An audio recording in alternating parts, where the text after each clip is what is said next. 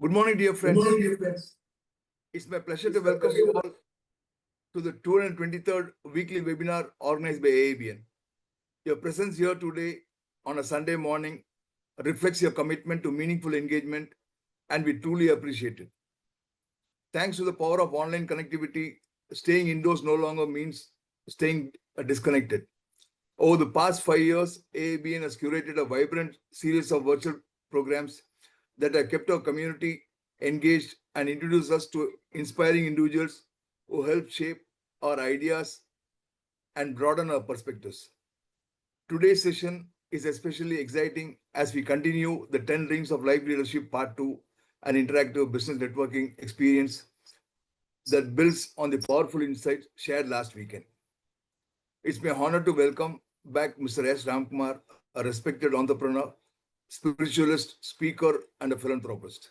He's also one of our own, an alumnus of Annamalai University from the 1981 batch of electrical and electronics engineering.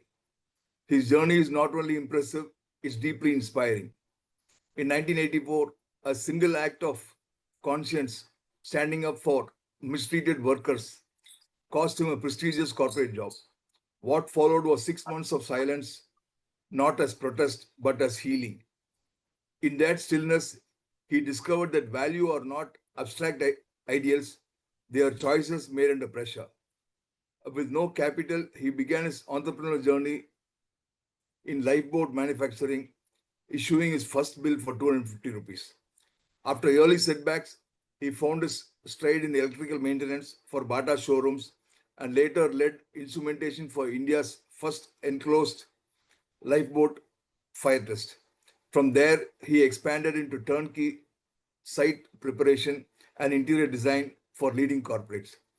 Beyond business, Mr. Ramkumar has mentored professionals at midlife crossroads, blending silence, self-awareness, and systems thinking. He speaks on spiritual entrepreneurship, ethical decision making, and leading without burnout. He's authored 3 books, delivered over 100 talks, and continues to guide those seeking a life of purpose. His contributions to social service are equally remarkable, serving in honorary roles at the Theosophical Society Adyar and Sri Ramakrishna Mutt, where he has led occasional training, designed bookshops, and executed community infrastructure projects. As a writer, he contributes regularly to Infinite Thoughts, the Theosophist, and the Ayata newsletter. So, as we prepare to dive into part 2 of this transformative series, let us welcome Mr. Ramkumar with gratitude and anticipation.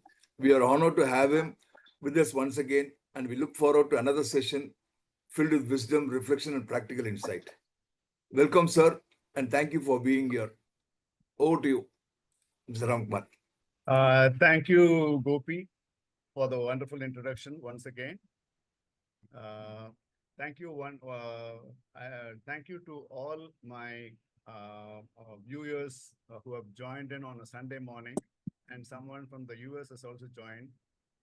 So good morning and namaste. As I told you the other day, namaste means bringing your hands together in the form of spiritual oneness. That is that is the spirit in me and the spirit in you are one and the same. This is something which conveys oneness, is the fundamental Vedic philosophy. So with this, we begin our program. You and I are one spiritually, but physically we might be different. We might be going through different experiences through different bodies with 5 senses and the mind and the intellect and all that. Let's dive more into this. This is my core topic, the 10 rings of life leadership, starting from the spiritual self and the spiritual energy, our body, senses, our mind, emotions, and our intellect forming the inner engineering part of it. Once you are inside yourself in control, you can drive externally. You should know, that is, you should shadow play. You should do everything inside. We are like developing the roots. If the roots are very strong, then we can face any adversities. We can be successful. We can be happy. We can be peaceful. Everything for us to grow our roots. The inner engineering is of great help, and this is the foundation. The roots have got to be strong as the roots. So much so you will be able to handle adversities, success, failures, all in one go as an equanimity or a sthita prajna, as they say in Sanskrit. That is oneness. That is, you can handle anything. And then this is our today's talk. Our the first five rings. That is the inner engineering. I hope to complete the first ring itself. I haven't completed our spiritual self. I think I'll complete it now with a few stories. And also, I will narrate a few incidents which happened in my life to explain, because it is not dry philosophy. How one can apply your spiritual self in everyday life is what I'm going to tell about my own experiences, how I face adversities, how I turn that into an advantage, and how spirituality helps me, and being aligned to a spiritual life is what I'm trying to do. I am a work in progress, just like as we all are. So with this, we will conclude the first five rings, I think, by the end of the session. And then on the following week, we will be talking about our relationships, our financial independence, our ways to handle stress, our retirement and leaving a legacy, our old age and death. These are the five rings which we'll be talking about in the coming weeks. Next week, P.S. Kumar is giving a talk, and the following weeks, perhaps, whenever there is a time for SD Gopi to accommodate me, I think we can go ahead with all that. So with this, we will continue our spiritual journey, starting with the spiritual self and then moving on to how to increase our energy levels. The last week we discussed, this is just gist of what we talked about last week. Who is God? What is religion? What is spirituality? The difference between religion and spirituality. Why meditation? What is existential aloneness? The 8 limbs of yoga through Ashtanga, formed by Patanjali. The 4 parts of yoga, faith. When did mind come into play in our lives? What are vasanas? And life explained in the form of a BMI chart prepared by Swami Chinmayananda to explain life. The topics we will discuss, the first 5 rings, inner engineering, today are ring 1 or spirituality. That is continuation from talk, which happened last week. And then how to increase our energy levels. And then we will just go on further from spirituality to the body, the physical part, the body and the senses, and then our mind and emotions and our intellect. These 3 rings, 3, 4, and 5, we will take it in one go, actually, because they are all connected. Our body senses, our mind emotions, our intellect, they are all together as functioning as a whole. So these 3 things we'll be discussing. But to start with, I think we'll start with our spirituality, continuation from last week's talk. And we will be depicting stories, illustrations, and narratives to explain things in the process. But before that, I would like to share some of my spiritual experiences. My experiences teaching values, compassion, service, empathy, silence, reading books, yoga, commitment, integrity. I've had some experiences I'd like to share with you. In 1984, Gopi told briefly, I'll just narrate it a little bit more so that I will be able to explain to you how I stood by my values.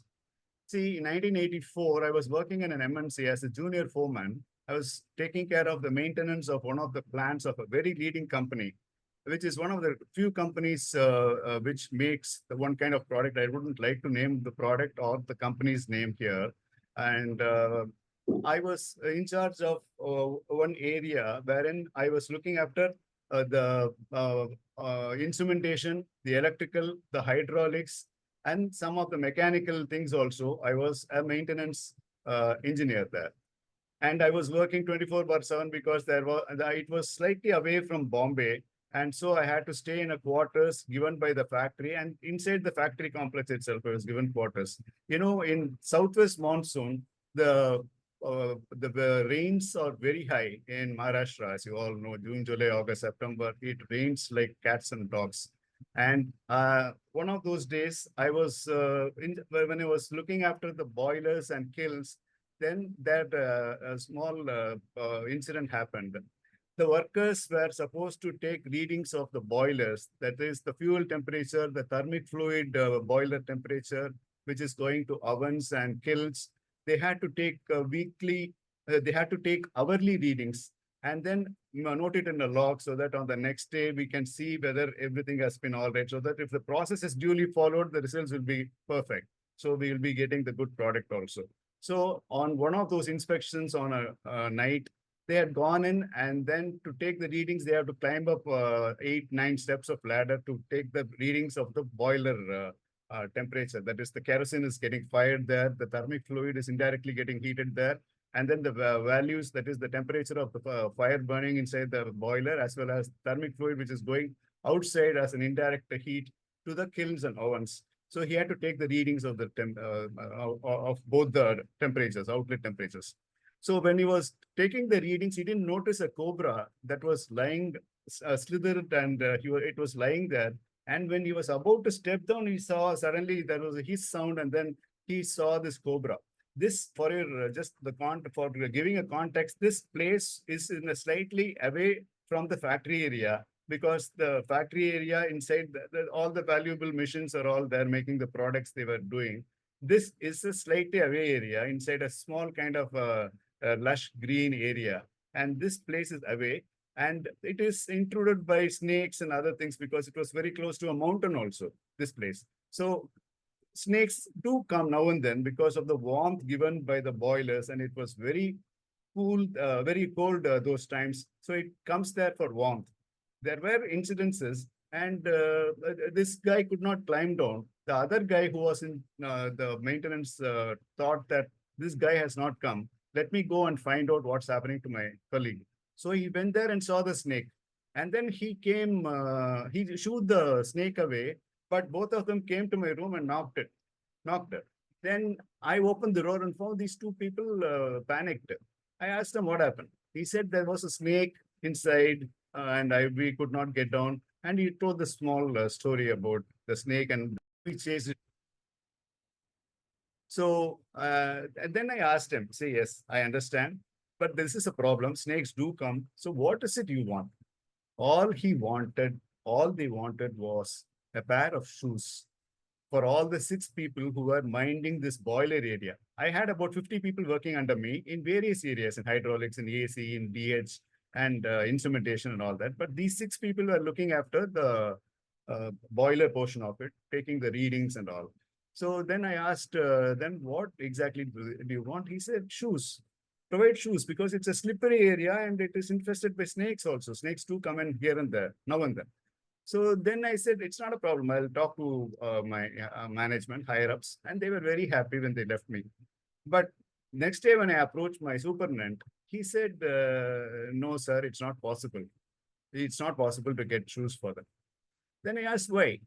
No, it's not possible. I can't do. I am also new here. I can't do. Then I went to the maintenance manager. The maintenance manager says, boss, I've been here for 30 years. I've not even thought about it. Everything stays as per what they have been all these while. So nothing happens. Just go away. Don't confuse us. Then I went to the works manager. I told him this is the case. He said, Ramkumar, I appreciate your values, but no shoes. You know why? Because if I give shoes for the 6 workmen, I need to provide shoes to all the 600 workmen. So that is not at all possible. And then every year we need to give another pair of shoes and 2 pairs of shoes and the 4 pairs of socks and all that. That is not at all possible. Just leave it here and then please go away. I went off and then I had a very sullen face in front of my workers. My face went very small in value in front of them. Then I thought to myself, what should I do?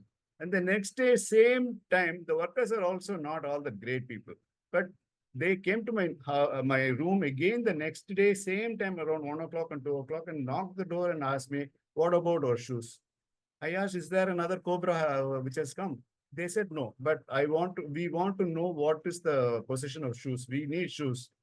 And then I was caught in between the management and the workers. I was not a very mentally strong person. I was a slightly emotionally weak person at that time. And workmen realized that and then do take advantage of the situation. But then I stood by my values and thought that at least I will provide shoes. I will not charge the company anything for that.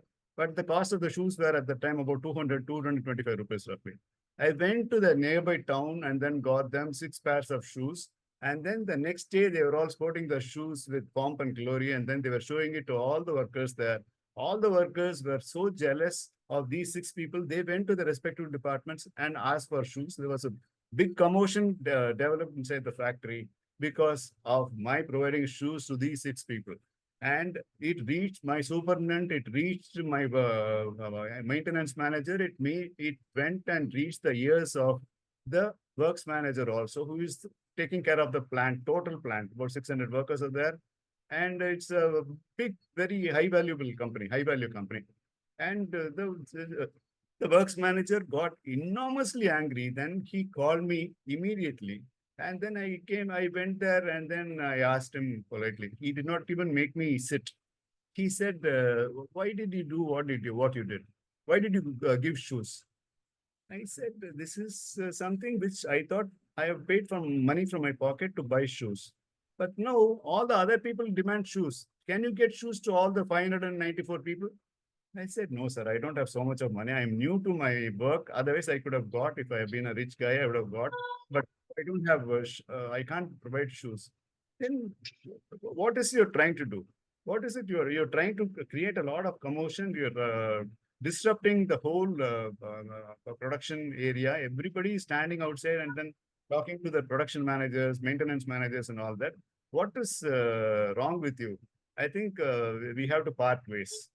I thought, okay, he was going to give me a warning. He said, Ramkumar, we have decided, I've spoken to the management also, like the top managing director and all that who were in the city. We spoke to them also. We had a brief talk, and then I would suggest that you quit. You give your resignation letter. I said, sir, for what? For giving shoes, 6 shoes? Yes, sir. It's not possible for you to continue. If you continue, there will be enormous problems from other workmen also. I was actually clueless as to what I will be doing henceforth because I didn't know anything. I was 25, 26 years old then at that point of time, roughly. So I didn't know how to write a resignation letter. Then he said, you write a letter, I am resigning because of personal reasons. So I was forced to write. I wrote the thing standing up and writing it in front of the works manager, standing up and writing.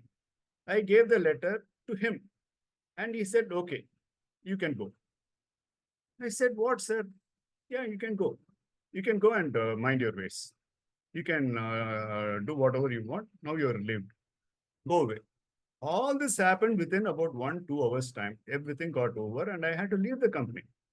So then I had to pack my bags and then take my things and then book a ticket. And then I went to Chennai, knowing, thinking that that's all. I will never work as an employee henceforth.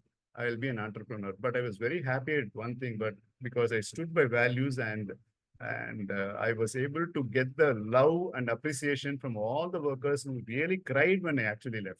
All the 600 people that come and attended the farewell, a small farewell they had given in a local ground just opposite, which belonged to the company only.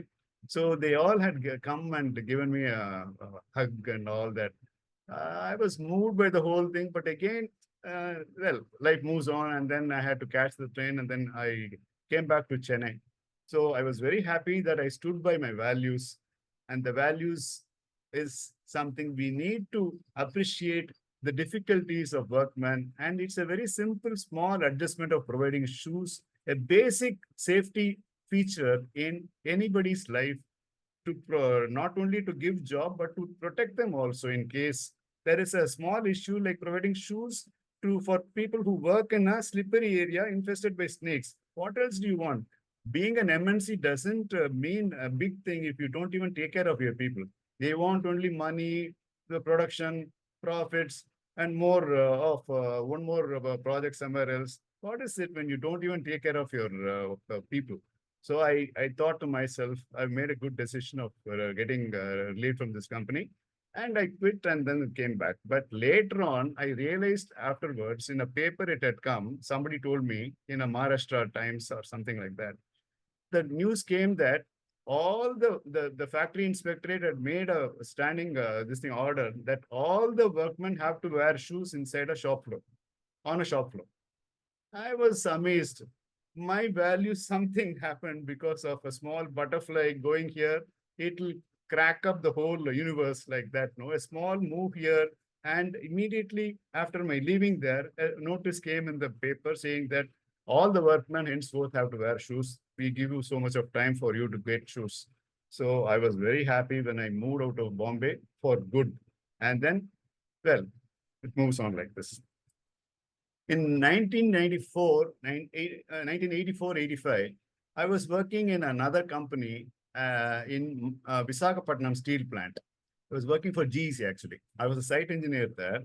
And then I was taking care of the site engineering works in auditoriums, hospitals, etc., when BSP was being made, Visakhapatnam steel plant. And then what happened was I didn't like the job. And then I quit. In about a month's time itself, I quit because I asked for transformer erection. They gave me wiring and small stuff, that switchboard and MCBs and PCB, not LDB, power distribution board, small stuff. I wanted a transformer thing. Then I quit my job and then I came back to Chennai and then I was jobless. I got some openings, but they were giving me 600 rupees salary. I was getting 1550 rupees in Bombay, as well as same amount, 1600, 1700 rupees in GEC in Visakhapatnam. So I got a job worth 400 rupees, 500 rupees in Tirunendravoor and some places where there are factories. I said, no, I'm not going to employment hereafter. I will just be as I am. I would like to start something on my own, but what is it I'm going to start? I didn't know. Then that is where I was not talking to anybody. I was just being silent, observing myself and observing what is it I should do? What is it I should do? I was not connecting with people at all because they were all working and I was all by myself, had a lot of free time to think, and think. So then this silence got me going. And about 6 months later, there was an opening. Somebody called me from Vadyar Boats, a company which makes fiberglass lifeboats. This gentleman called me and asked me whether I can do mega test. I said, yes, I can do mega test. I'm fairly good in all that because I've been in the maintenance department. I know mega test. Then can you do mega test in our factory, in our boatyard? They make fiberglass lifeboats. I said, I can do that. Then I borrowed a mega for paying 50 rupees. I didn't have 50 rupees also at that point of time. So I borrowed the megger and then took the megger to that boatyard and then took the measurements and all that. And then gave him a beautiful comprehensive report on the following day. That is the insulation resistance, so many mega ohms for this cable, A cable, B cable, C cable, switch gear, A switch gear, B switch gear, C switch gear, all that. And then gave him a wonderful report in a beautiful, in an Excel form. Of course, no computers were there at that point of time. So I gave it in a beautiful form. He got very impressed and then gave me a job of some sodium vapor lamp erection and all that. Why? Then there was no go. There was absolutely no stopping at all. Now, why I'm saying this is this silence. This silence helped me in enormously connecting to myself because I was not talking to anybody. I was still, most of the time, still maybe reading books, but then keeping still and then about my future and then keeping still. And the silence of 6 months, I didn't connect with my friends. I used to play cricket. I am connected with a lot of people who played for India and I have played some first division cricket also. People, I didn't connect with them also. They were all asking what happened to Ramkumar and all, but I didn't bother much. I was all by myself. I wanted to start some entrepreneurship job, and then this silence helped. 6 months of silence, not many. I don't know whether I can do it now. 6 months silence, but that time it was a time when the silence helped. to form a company. It got me a gateway through which I can become really big. And I had done so much in the last, say, about 25 years or so, since 85 up to 2010. And that's where I decided to stop everything and then joined service in the Theosophical Society in Ramakrishna Math. So this is what I wanted to tell you. This silence is another very important spiritual factor. Silence, stillness, they work. They work very well. And in 1984, my father's friend was running a company. He wanted a tender to be given in Sriharikota. He had sent it by courier, a tender courier, but it hadn't reached. And that was the last day for the tender. And when my father called me and told me that you meet this man, Mr. Surender, he wants something from you. That was the time of northeast monsoon. Again, a huge cyclone had come, and then it had uprooted all the trees in Chennai. Nothing was moving. A lot of trees had fallen down on the road. Nothing was moving, and the buses were not going, cars were not going, and the trains were going. Trains, broad gauge trains were all going. He called me, Surender called me and said, "Say, Ramkumar, I know it's a very big problem. We had sent this thing, a tender document, but it didn't go. It hasn't reached them. Can you go and give a copy of this to Sriharikota, that is the Space Research Center?" I looked at it. It was cycling. It was pouring cats and dogs here also, and winds were blowing at say 150 kilometers per hour speed. I normally say I don't say no to anything. This is what I have learned. I've learned to say I won't say no to anything. I'll say yes, it is possible, it might be difficult though. So that is the approach in which I've always approached everything. So I said, yes, since you're trusting me and since you say it's a big tender, big value job, so I'll just go there and give it. He said before 3 o'clock, you have to reach this thing, tender, to the office in Sriharikota. I said yes. I had a scooter with me. I took the scooter and took a circumferentious route to Central Station, parked the scooter there, took a local train to Gumadipundi. From there to Sulurpet, I went by road. From Sulurpet to Sriharikota is about, say, 16, 18 kilometers like that. Then I went by a lime lorry, lime Sunamba lorry. I went by that. And then I went halfway down, 8 kilometers roughly, I would have gone. Then there was a culvert that had got broken. The lorry driver said, "Please, boss, you go back. You can't reach. You can't reach. It is pouring and I brought you here." I paid some money to the driver, lorry driver. He said, "Stop. I'll stop here. You also come back with me. Let's go back." I said, "Nothing doing. I'm not coming with you." He was shocked. The water was flowing, gushing like a flash flood. And I found it very difficult to cross this thing. And I crossed that stream of water. It was just going like like a wind. It was going that speed. It was going, and then I crossed the waterway, and it was pouring. I was carrying an umbrella, but umbrellas is of no use at all when the winds are blowing at 150 kilometers per hour speed. A lot of tanks, that is water tanks, had fallen down. I heard from people, that lorry driver, I heard that a lot of water tanks have broken, fallen down. But I didn't care. My commitment has to be honored.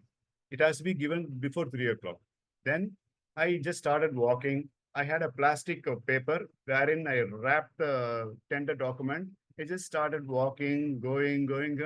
And then it was time up because my watch showing about 1:45, 2 o'clock like that. And 8 kilometers I had to go. I had to go by walk.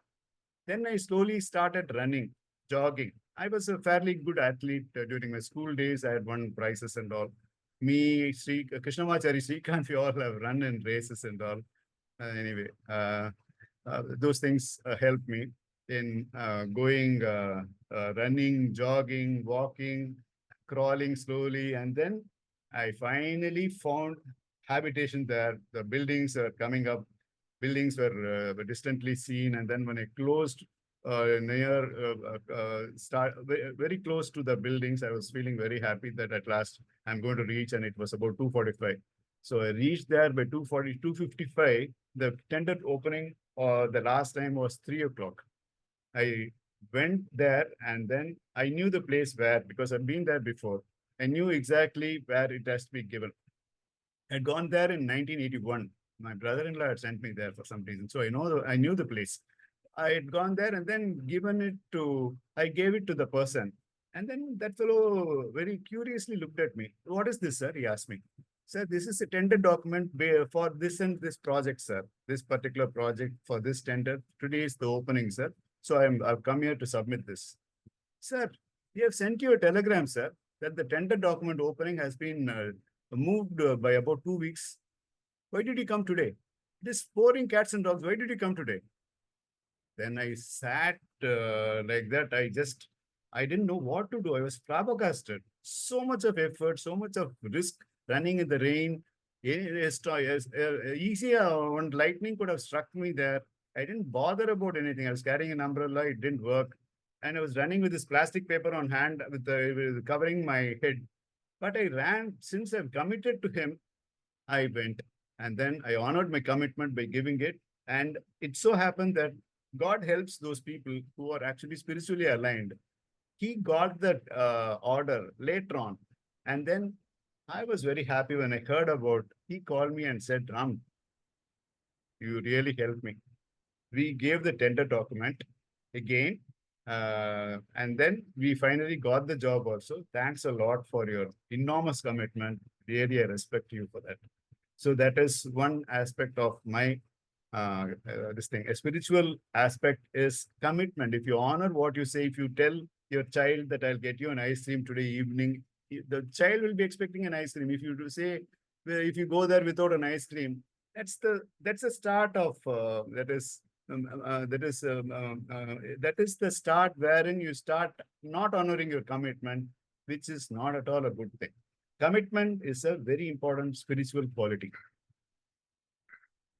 In 2010, an accident occurred in one of our sites. We were doing a construction and electrical. It's a turnkey job for a company a little far away. There, it was a construction site. And in 2010 morning, we were having daily morning meetings we have in our office. And we were 10 of us sitting, our business manager was there, and I conduct this meeting at morning 9 o'clock. I take stock of what happened yesterday, give them motivation, and then plan for the day, and then I just send them off. Roughly, we take about half an hour, 9:30, like that. They're all off at about 9:30. 9 o'clock, the meeting started, and then he got a call. One of my guys got a call from this particular place. And then he got to know that somebody has had an electrical shock in one of our sites. So he immediately told me, "Sir, an accident has happened there.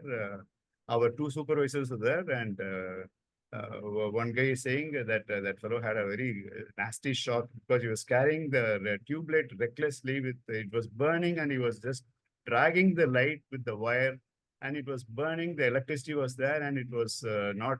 It was very early in the morning. It seems the accident had happened, and he fell on a cement mortar with electricity on him.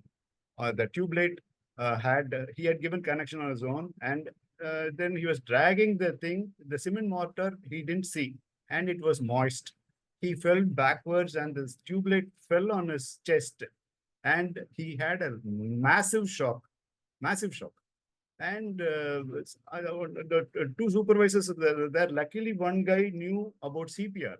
So he gave CPR because this fellow's pulse came down and he was not breathing properly. And then he gave CPR. At that time, it was close to, say, about 9:30, something around that time. And then he was giving CPR, and the head office there somewhere in Bombay or somewhere, that guy called me and said, Ramkumar, it seems an accident has happened in our site. You move the body from there, from inside the site to outside the site, and make that body. He says body. He's about to die. He says move the body towards the lamppost or something outside the area where this accident has happened. Move the body. You know what will happen? Your number one company as far as this and this is concerned. So you move the body, otherwise you'll have a problem. You'll have to face enormous consequences as the managing director of your company. As a contractor, we'll sue you, we'll needle you, we'll all sorts of things. He was just blasting left, right, and center. Better move the body from there. And he said, boss, listen, I'm not doing that. The body remains there. The body or the person remains there. Everything will be taken care of. Whatever we can do, we will do. It is his fault, but we can't say that. We are helping him out. We are doing CPR. We are doing all sorts of things. We are taking him to the hospital nearby, a government hospital nearby. And let's hope for the best. And kindly don't talk like that, and don't instill fear in me. I will not do what you are saying. If you want to sue me, please go ahead. If you want to needle me, you can go ahead. I just don't care. And then, unfortunately, this man died on and when the man reached the hospital, they said brought dead. And then the guy was from a village. They raised a big hue and cry, and then they did not take the body. And then I paid some large amount of money from my pocket, and it is all for the good welfare of the thing only. I normally consider. So I have insured all of them. All the workers working in all our sites are all insured. So I said to them, see, you take this money. I gave them large amount of money, a few lakhs. And then I told them, see, we will have, this has to go through a court. I have done workman compensation. This will have to go through a court. And then you will get the money. How much, sir? No, you will get whatever it is coming in your name only. So they waited for 6 months. I was following up regularly with my advocate who was handling this labor case in court. And then 6 months later, he got about 9-10 lakh rupees roughly in 2010. And the family was very happy. And the company was very happy about the courage I had shown in answering such a senior guy from the office, that I had answered him on his face and said that nothing doing, boss. I'll do whatever is right, and whatever is wrong, I will never abide by that. And I stood by that. And then they told me, you raise a dummy bill, sir, on us. We will give you some money because you have paid so many lakhs of rupees from your pocket. We will give half of that. You raise a dummy bill. They said, dummy bill, what? What dummy bill I should raise? They said, you lay a cable from this A place to B place. You lay a cable and charge me, say, about 2 lakh rupees or 3 lakh rupees. I said, no. Today you will be there, you will be saying that, and tomorrow you will go, and I can't do anything which is not there. I can't bill anything which has not been done. I can't do like that. I can't do false things, wrong things. So I stood by my integrity. Those people loved me for that. And they gave me a job worth about 1.5 crores roughly in another city. It's a very prestigious job I did. And we did the job and then came back. So this courage and integrity is another factor in spirituality, is something I wanted to tell about myself. In the same job, that was my last job actually. I was coming back from Bangalore actually. Bangalore. I had finished the job in Bangalore. Coming back after paying a check to the sales tax people. That was the last check of 3,53,454 or something like that. I paid the money, surrendered the document. That is, I finished my work. I paid the check of 3,53,000 something. And then I was coming back. Then I suddenly remembered I didn't have so much of money in the bank. I'm very comfortable with big figures. I have a very good memory for numbers. So I just briefly thought that something was wrong. I normally chant Gayatri Mantra all the time. Whenever I'm not doing anything, whenever I don't have much to do, I chant Gayatri Mantra. So I was doing that, and this silence helped me come back with a figure that I was about 500,000 rupees short in the bank. This came as a sort of an intuition to me that the money I have given is not there available in the bank. And then before I could tell this to them, the check had come for clearing and it has gone back because it has come by electronic clearing. And then it has gone back to them saying that the check has been bounced. I got to know from my office that a check had come, the check had been returned because 500 or 1,000 rupees was short in the bank. I immediately called up the guy. I got the number of the guy who was there in that Bangalore sales tax office, and then told him that this thing has happened. So I got to know about this just now. So kindly bear with us. Tomorrow morning we will give you cash or no, sir, no cash. And then I told him I will give you no check, sir. Then I told him I'll give you a pay order or a demand draft, whatever it is. Next day morning, I got my project executive to go there to Bangalore in the morning flight and then gave the pay order because we took cash and then took the pay order from the local bank and then gave it to him and closed the issue and came back. This Japa Yoga of that is telling one mantra, be it anything, you can say anything, Ram, Ram, Ram, Ram, Muruga, Muruga, or Gayatri Mantra, or anything in Allah, I don't know what, Allahu Akbar, or anything in Christianity, anything, whatever you say continuously, continuously, continuously, with enormous faith, that brings about this oneness. And this oneness is the major factor in life. And as far as the spirituality is concerned, it's all about oneness and being pure. That's it. That is spirituality. Being pure. Purity is spirituality. So this Japa Yoga helped me to avoid a check bounce case. Otherwise, it would have been a nasty issue. The government check being bounced, and it would have been a nasty issue. Just remembering and then calling up this guy. Otherwise, they would have taken a stance. Before them taking a stance, I took a stance and said that tomorrow morning I'll just bear with me for a day, and then tomorrow before this time I will replenish the amount in the bank. And then in COVID time, 2021, I normally give bread packets in Sai Baba temple in Mylapore. Every Thursday I've been doing for so many years. I buy some 10, 15 loaves of bread and then give it to people, poor people, homeless people who are sitting outside the temple. I have a standard practice of doing it for many years. So this 22nd March 2010, I think. No, I'm sorry. In 2020, 2020, March 22nd or 23rd, I was going to the Sai Baba temple and the beggars were found just sitting there. And the Sai Baba temple normally feeds people. The temples were told to be closed. So no food for the beggars. So I took it upon me, at least I can give food to these people.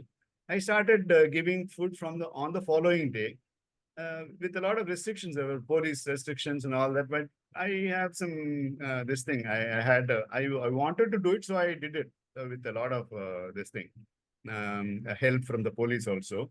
I gave it to the police. I gave it to the homeless people above opposite Sai Baba temple, above near near the church, near the mosque and railway stations and bus stands, to about 400 every day. I was giving packets. And for 140 days, that is 70 days during the wave one, Omicron, and then the other one. I don't know what I forget the name. The other one, the second wave also. I gave another 70 days, I gave food packets. So that is something that is, you should serve the people because we belong to the rich elite people. That is 5-10% of the people whom I'm talking to right now also belong to the top 5-10% of the people who have, that is roti, kapda or makan, we say in Hindi, no? Like we have food to eat, we have a shelter above us, we are earning money, we have clothes, we have everything. We belong to the top 10 people. And there are so many people who are jobless, homeless. There are so many people. We should always strive to help people to come up in life, or at least satisfy by giving them food or any idea or anything. We should help people in some way or the other to reach where they would like to actually reach. We should be helping people. This service mentality should be definitely there. Feeding the homeless is something which I'm very proud of. In December 2010, I was walking in the Gandhinagar area with one of my friends, and there were another 4 or 5 people my friends, and then they were saying, "Hey, Ramkumar has become spiritual." How? I asked. No, no, no. You joined Theosophical Society. You joined Ramakrishna Mutt. So that's why we are saying you become a spiritual person. Spirituality is not that. Business and still be a spiritual person. It's not by joining Sai Baba, that is, what is that? By Ramakrishna Mutt or Theosophical Society or wearing this ochre clothes or white color that is shirt and pant or whatever, or lungi or anything for that matter. It's not out by wearing something. You don't become spiritual that way. Spirituality is in the mind actually, how your attitude. So it is not by wearing that is, I don't want to say it. Just by wearing some clothes or just by wearing something on your forehead, you don't become a spiritual person. God will not, I don't think God will accept that kind of thing as a spiritual, he won't accept it as a spiritual quality by wearing some clothes or not that is taking away your slipper or doing all these small issues which are just physically related. He looks at you mentally. He doesn't look at you physically. It's a very important aspect of it. He looks at the intention behind you, what you do when nobody is watching. It's just not something which you wear something and then you remove your thing, you grow your hair here, there, everywhere. That is not at all spiritually aligning yourself. Qualities needed to be spiritually aligned person or to help others. As Swami Vivekananda said, service to humanity is service to God. Should learn to forgive, practice patience, practice perseverance also. Always be truthful, maintain a gratitude journal, be cheerful, laugh often, have faith in something higher. Your God, you don't believe in God, your ideals, your highest ideals. Love everybody. That's the highest ideal you can think of. You're an atheist. Meditate. Every day meditate. Pray every day. Whatever is possible you can do. It start off here and end up doing so many other things also. Be kind. We don't know the internal problems of other people. They might be smiling, but they might be struggling for all we know. So be kind to everybody as a rule. Count your blessings. We should count our blessings. We belong to the top 5-10% in the world with respect to everything. Just this is a fact. We are so blessed. And then maintain a journal at the end of every day. Do the introspection at the end of every day. Pat yourself whenever you have done something good to somebody. Maintain a journal wherein you have done good things and where you can improve, you can write it down. By journaling, you will know where exactly you are going.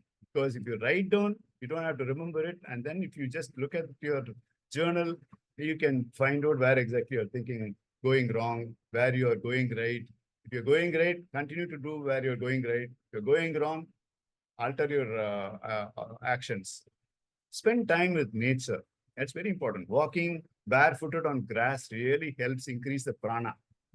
Be connected with the earth element by walking on grass, barefooted. That really helps. And being with nature, because by being with nature, nature is still, you have seen that the trees are all still. Trees are connected.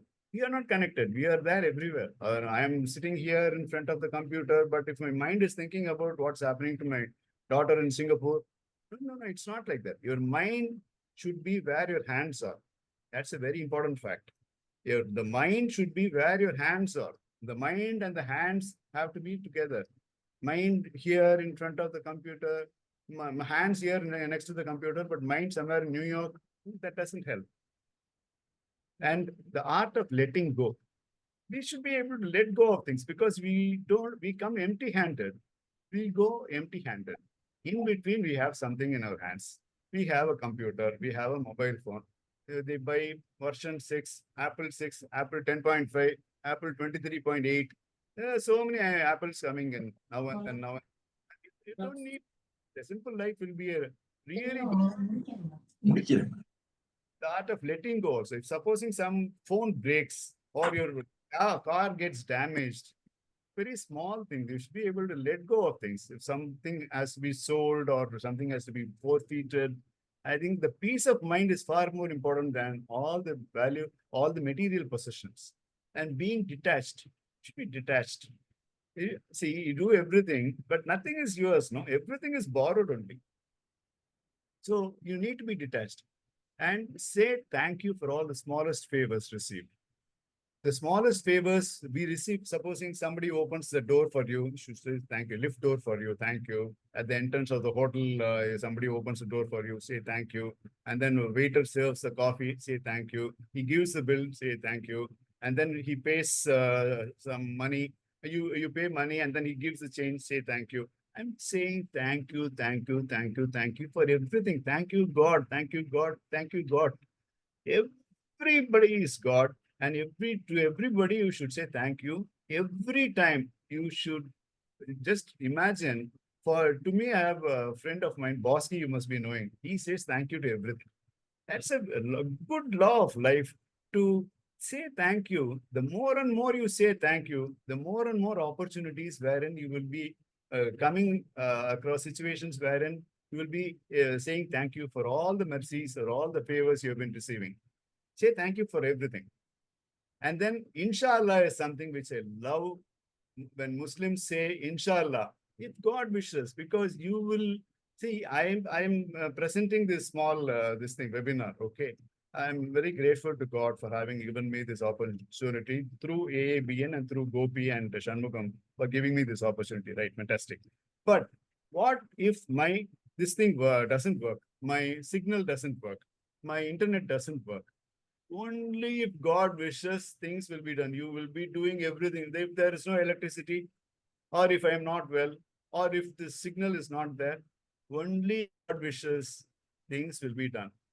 This is something which has to be cultivated, has to be understood. This is a pramana, this is a knowledge factor. And of course, I told you walk barefooted on grass. Practice stillness. Stillness works. You don't have to do anything. Just keep away the cell phone somewhere and then just be still. Don't do anything, but be conscious. Be aware what is coming, what is happening around you. Be very, very, that is aware of what's happening around you. Stillness with all consciousness. Have humility. Should be grounded. You should be grounded. Say, I am an electrical engineer. I'll say two things. You should be grounded and you should be centered.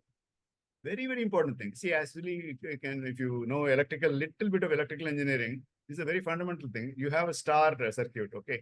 This center point is grounded, okay? So the centering is very important. That is the connection of R, Y, and B that joins the center. If you exactly touch the center, you will not feel the shock. Although 230 volts is coming here, 230 volts is coming there, 230 volts is coming there. If you touch the center, there won't be any shock. That is the centering. And the body, of course, is grounded. So these two things I've learned from my electrical engineering, grounding and being centered. These two are very important things. And good temperament. You should have a very good temperament.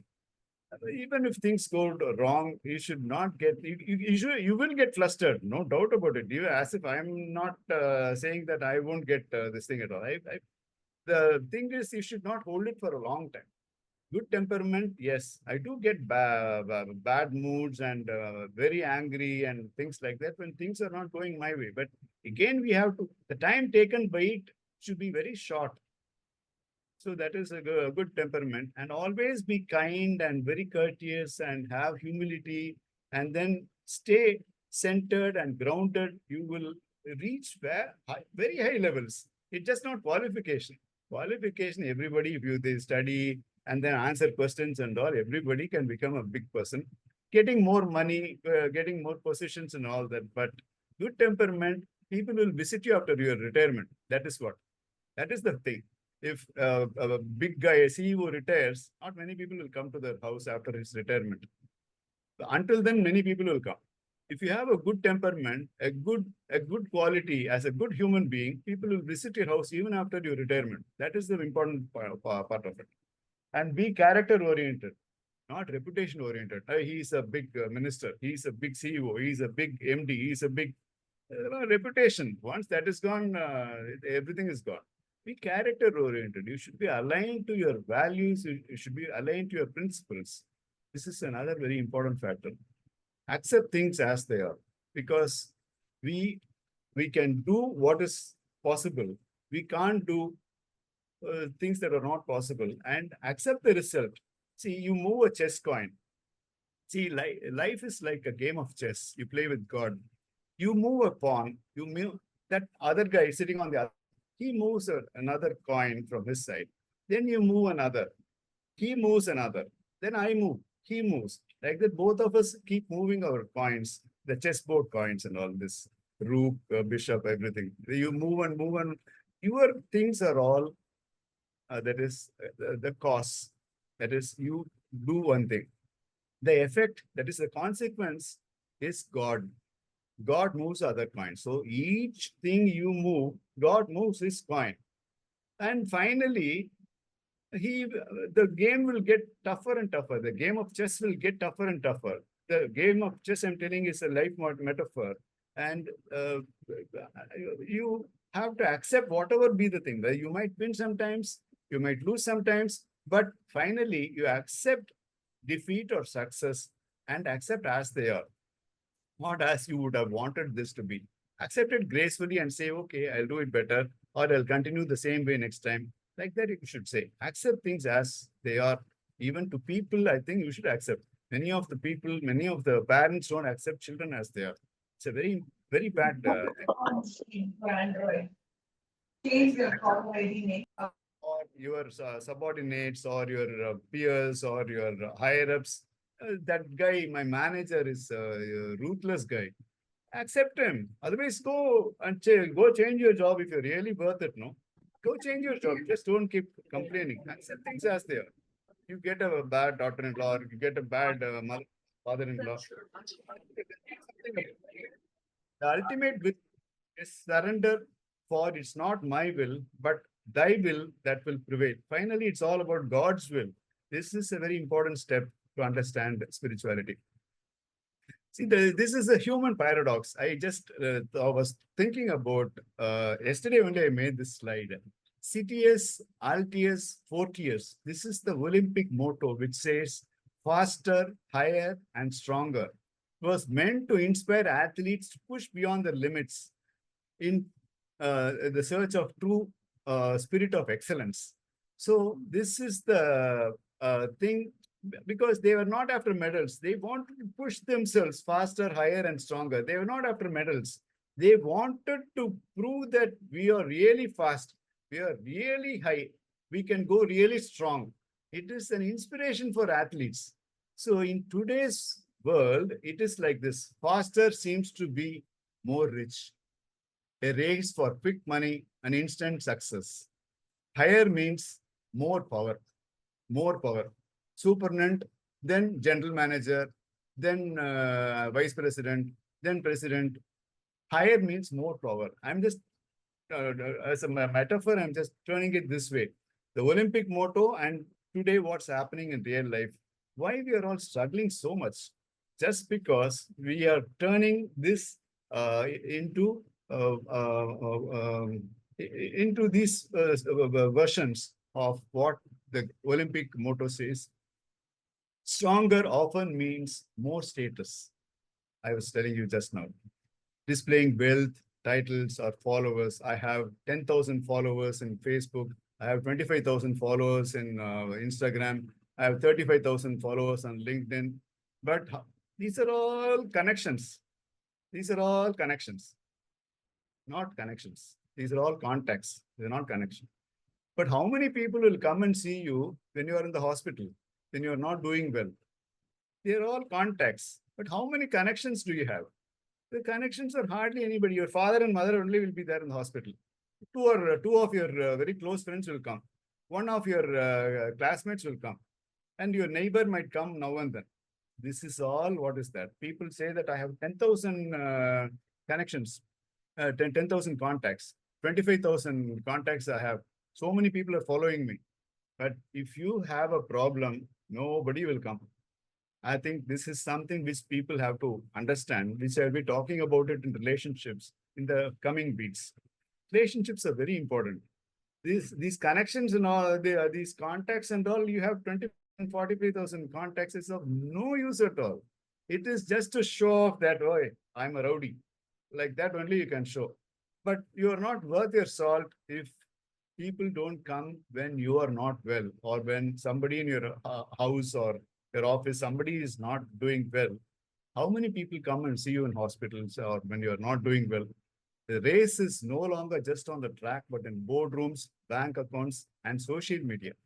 These are the things. How much are you worth? You bought a BYD car. Is it? Oh, I see. I bought a Jaguar. What is the big thing? So what? Everybody goes to the same destination only. How you go is not at all counted. The true essence of the motto is not about competing with others, but about transcending ourselves. What you get by getting the goal is far inferior to what you become by achieving the goal. That's a very important thing. I'll say it again. What you get by achieving the goal is highly inferior to what you become by achieving the goal. This transcending ourselves into a higher spiritual person, into a spiritual person or an intellectual person. Those things are very important than I bought 3 cars, I got 4 bikes, I have 5 bungalows. What is the point when you don't transcend yourself? What is the point? The game is lost right away.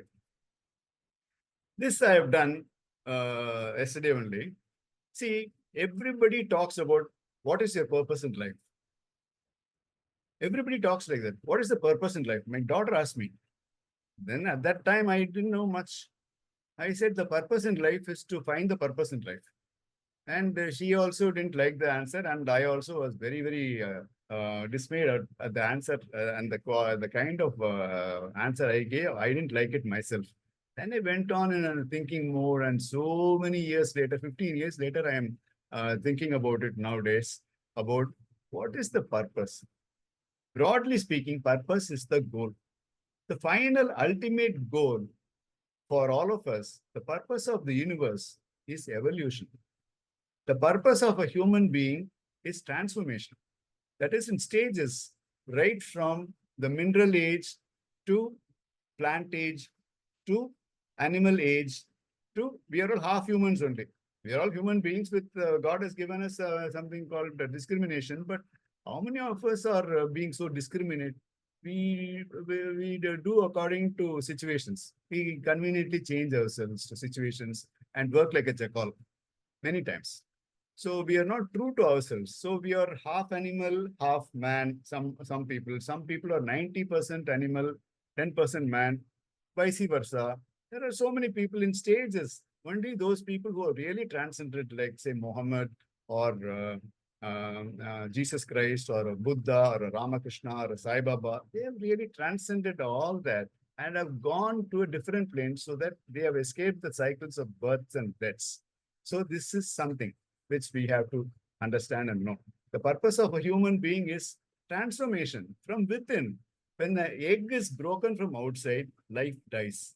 When an egg is opened from inside by the chick itself, life is born. Transformation is a door which opens inside out. Transformation happens inside, not that buying cars and bungalows and this and that. That is very important because that is actualization of your potential. But only if you transform yourself internally will those external things happen. World War II was fought in the mind of Hitler first, and then it happened, fluctuated, then it happened in the world outside. Everything happens inside, and then you put it outside. So when you're spiritually strong, and when you are mentally very, very strong, emotionally strong, and your senses are in control, you can do whatever, the world will be on your feet, and God will be willing to help you. One thing I want to tell you here is, make a partnership with God. You and God are an invincible combination. make an arrangement wherein you form a partnership company with God. Be partners with God. He will be there to help you. You connect. He's there with you all the time because the spirit is defined as a center which has got a circumference, and it's defined as an infinite circle with circumference everywhere and a center of nowhere. So everything is ஒரு connected. 4 படி எடுத்து வச்சிட்டு போதும், அதுக்கப்புறம் எடுத்துக்கலாம். We are connected deeply with God. So make him a partner in your life and actualize your potential in the world outside and be connected to God in the world inside. I have written my purpose because I don't want to just do some theoretical work here. I am practically sharing what I wrote as my purpose. My purpose is to inspire people to embrace spirituality and connect with the existence, bringing clarity, awareness, love, and positivity into their lives. This is my purpose. This is the end goal for me. And God willing, inshallah, of course, we'll hope for the best. This is my purpose. This is my goal. This is where I want to talk. This is what I want to do. This is my lifetime purpose. I've been thinking about it for a long time. I've been with monks. I've been with many, many holy people and many highly educated people, transformed people. So this is my goal. Goal is the purpose. End goal is the purpose. That is the purpose. As I told, the purpose of universe is evolution. Purpose of human being is transformation. My purpose is to inspire people to embrace spirituality and connect with existence, bringing clarity, awareness, love, and positivity into their lives. My why, there is a why. I did not learn about spirituality earlier in life, and I realized how deeply it transforms the way I live. Maybe if I had known about spirituality much before, I would have become even slightly better. I would transform myself even better, and I could have become a much better human being had I known about this. But anyway, it will come when it has to come. Accept things as they are. So this is it. My aim is to share these spiritual qualities so others can experience a purpose and live a fulfilled life. This is my why. So the purpose is the goal, the why is the underlying motivation, and the what is a specific action. So what? My what is, I bring the essence of spirituality to offices, universities, corporates, helping people apply clarity, awareness, love, and positivity for a purposeful life. This is my what. So this slide tells you about the purpose. You will have a goal. See, purpose for a simple person, say maybe your maid, servant maid. Just take a servant maid example. Or a servant maid or a gardener. A gardener, his purpose is to take care of the family and make the children study very well and make them a degree holder or a postgraduate or pass UPSC and make them a police officer. His purpose will be like that. So purpose differs from person to person. Anything, a solid, strong goal is the purpose. The why, because I am not educated, the gardener can think, I am not educated. I am just earning so much rupees, 700 rupees a day or 1,000 rupees a day. I have not been there. I'm not reached where I have to reach because I was not given that opportunity, but I will give the opportunity. That is a strong purpose. And the why. The what, you make them study in a good college, in a good school, and then motivate them and make their sangha proper, make them associated with all the good people. So this is the what. So that they become, finally, there should be a goal in mind. Without a goal, you will be just going anywhere. You don't know where you're going, any road will take you there. So this is a very important slide. The purpose is the goal. The why is the underlying motivation. The what is the specific action.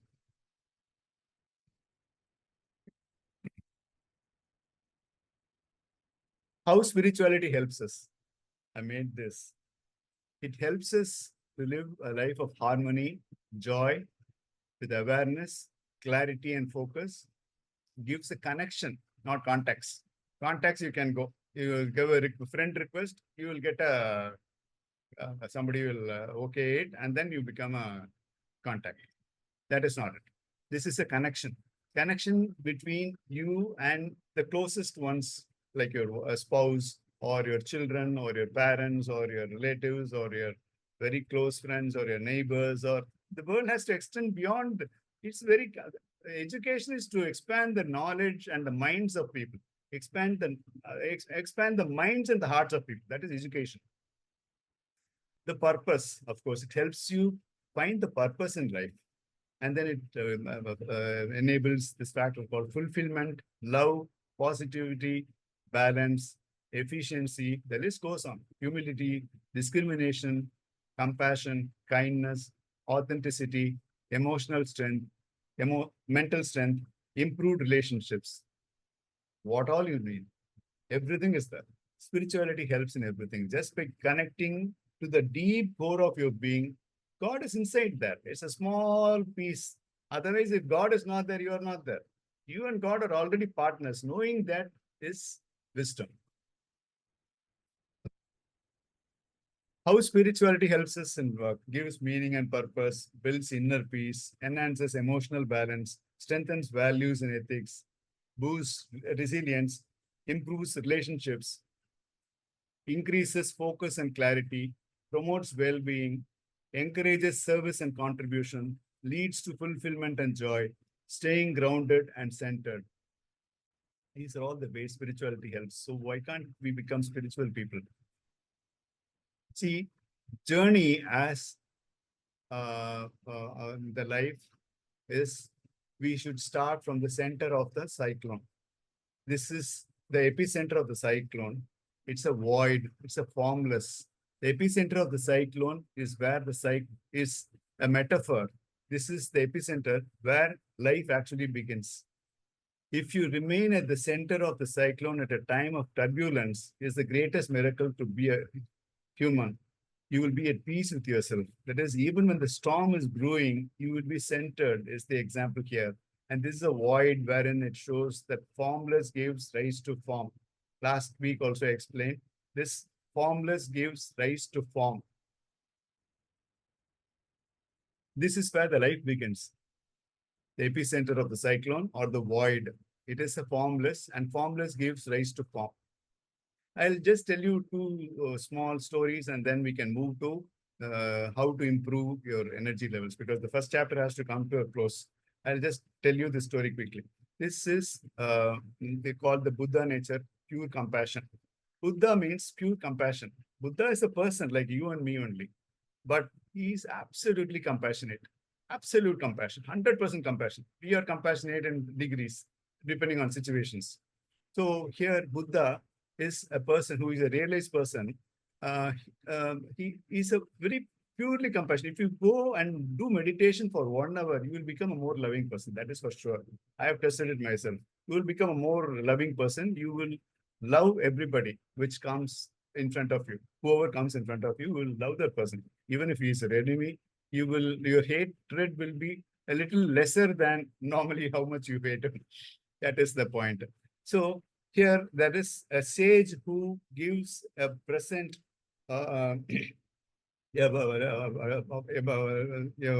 bunch of 3 boxes to his daughter who has attained 20 years of age, a Chinese sage. So this 20 years marks the beginning of adulthood from adolescence. So this is a very important age, important birthday. And the birthday gift was 3 boxes given as a mark here, 1, 2, 3. And then he tells his daughter to open the boxes in sequence as 1, 2, 3, and then see for herself to understand what it means. And he told the daughter specifically to open it in a specific sequence after quietening her mind through meditation.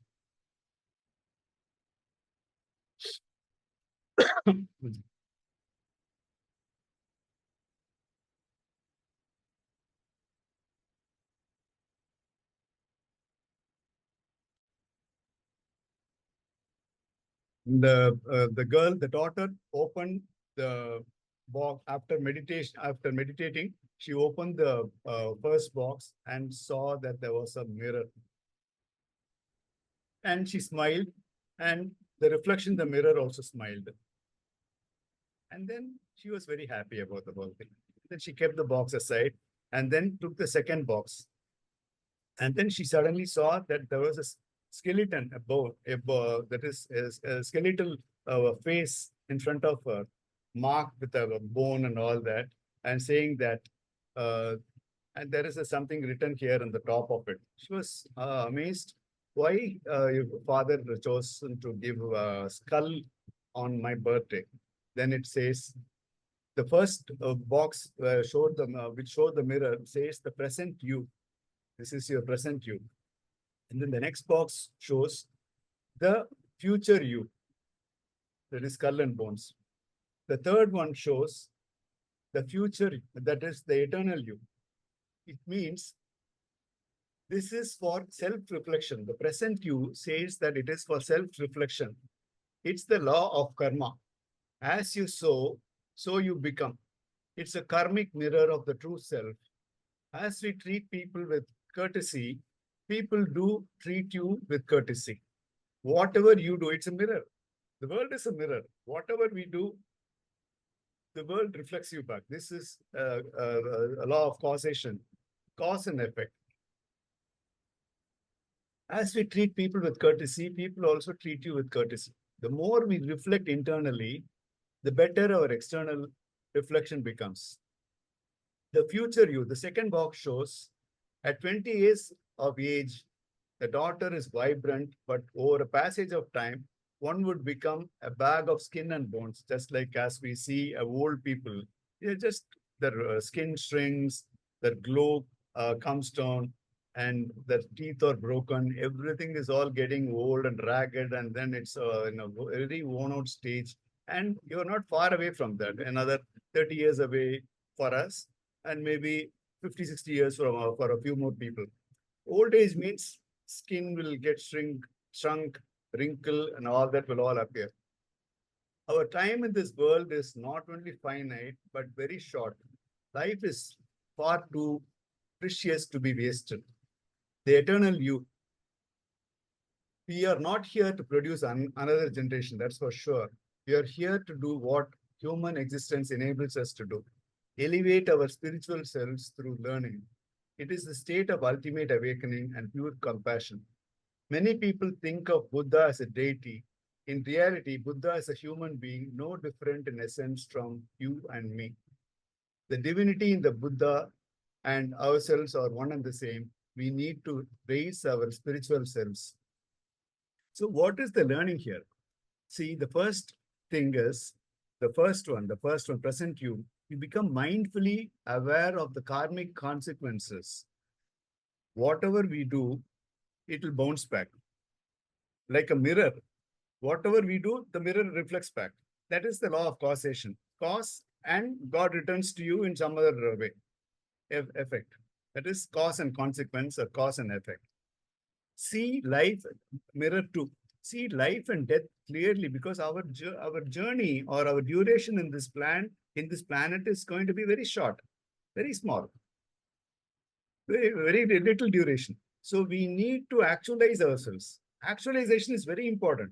Actualization of whatever good your Swadharma allows you to be. You are a good veterinarian, or you are a doctor, or you are an advocate, or an engineer, or a scientist, or anything, or a farmer. You should be really, really actualizing everything in the world outside, definitely.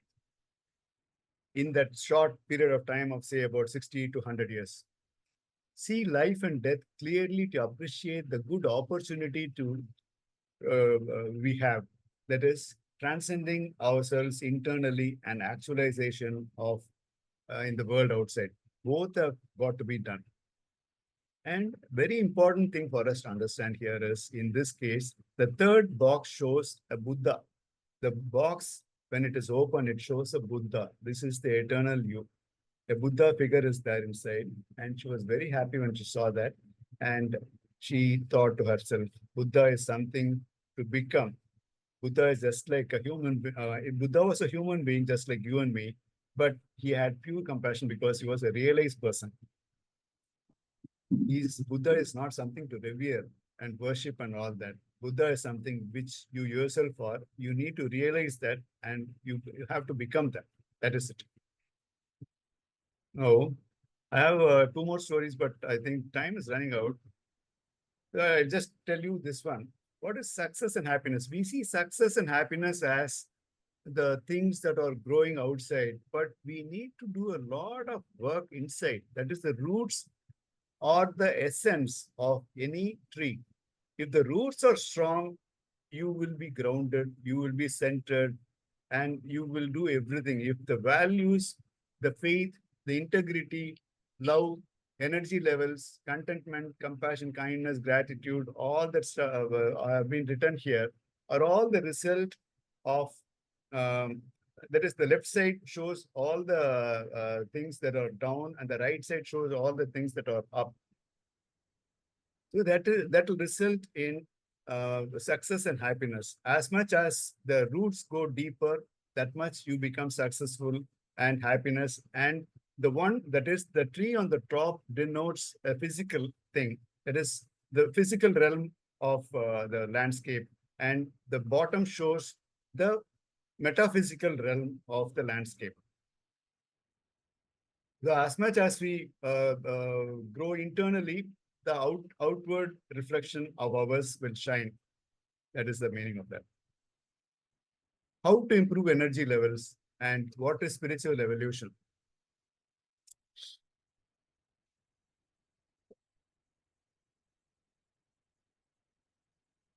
See, I'll just narrate this by means of a YouTube. We all know YouTube. See, when water is coming from the left side of the YouTube, it rises onto the other side. Okay. As much as you pour water, the other side also gets filled up with water. This is a metaphor. I'm using a YouTube for energy and our personality. As much as our energy is increased, the personalities will also increase. For example, I'll tell you how the physical personality is what the ordinary people will be just doing. Very, very ordinary people. That is they are about 90% or 70% animal and 30% man.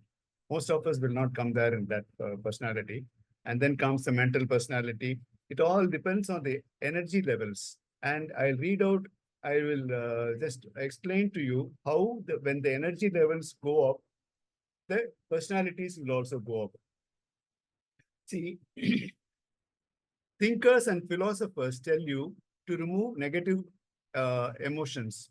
Negative emotion is a huge drain of energy. In business, not only sales is important, but controlling expenses is also very important. In the same way, the question is depletion of energy. Worrying and being anxious are such a huge energy because even if you worry, nothing changes. Anger is another negative emotion.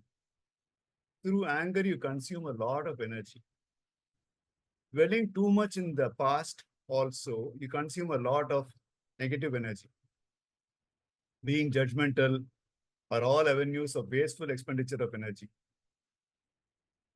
Doing what you enjoy, like dancing or studying or walking, they're all positive energy and you'll never get tired.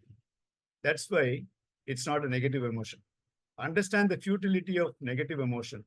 When the energy level rises or increases one by one, the negative emotions drop off. From the slide, you can see people with negative emotions like stress, anger, confusion, jealousy, lust, and resentment. I'm not showing that slide. To live every moment in life is to live every moment intensely. There must be life, enthusiasm. You should cherish life.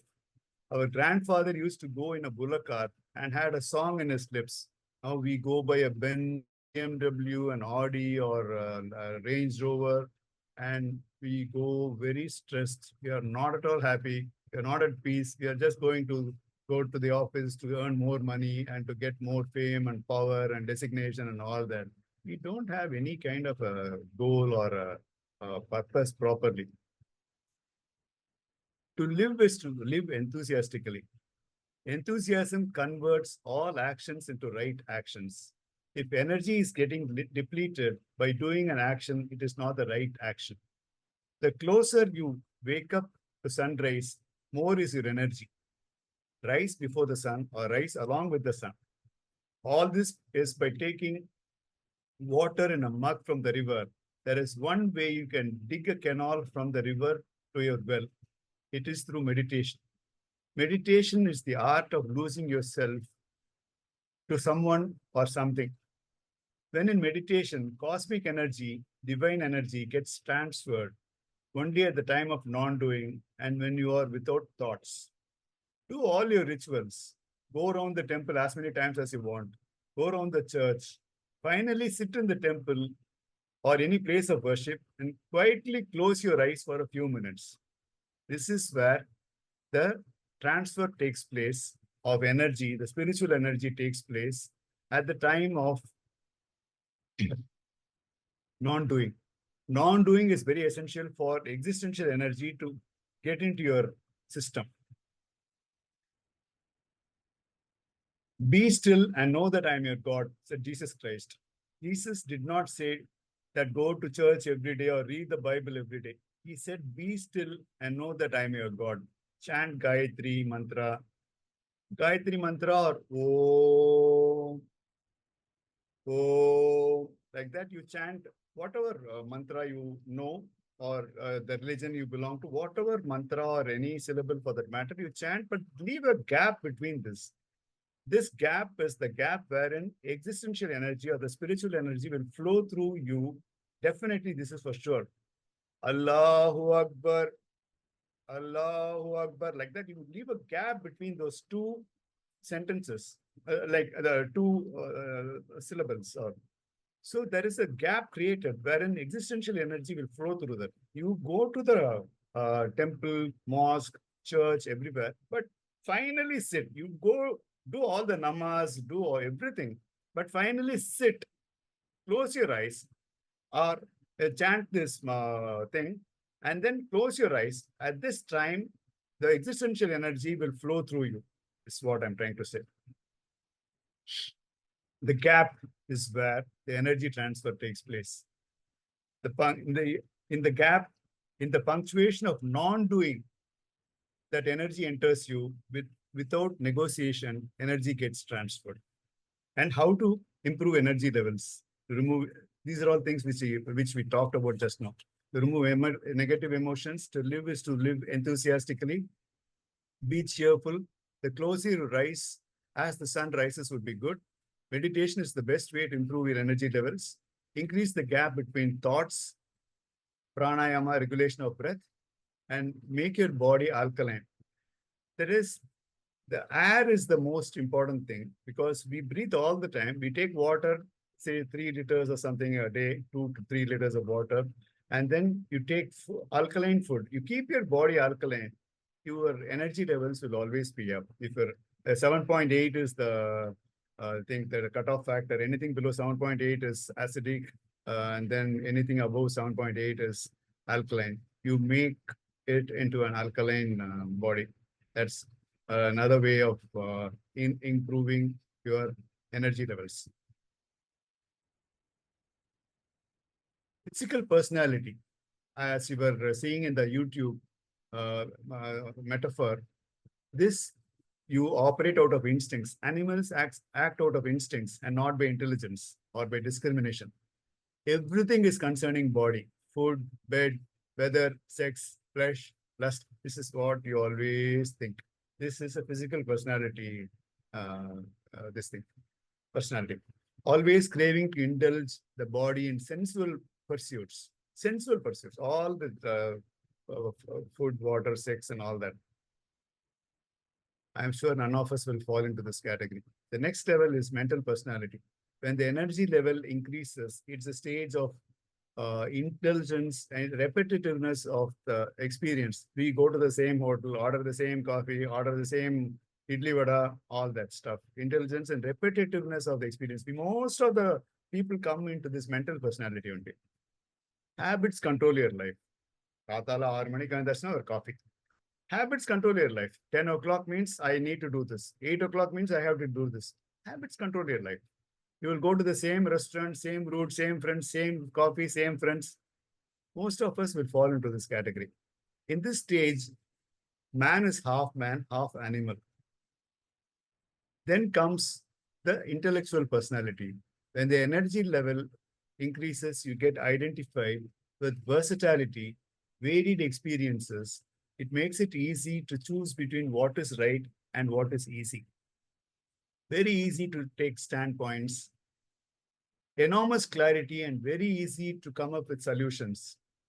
Many of us will come into this also, intellectual personality also.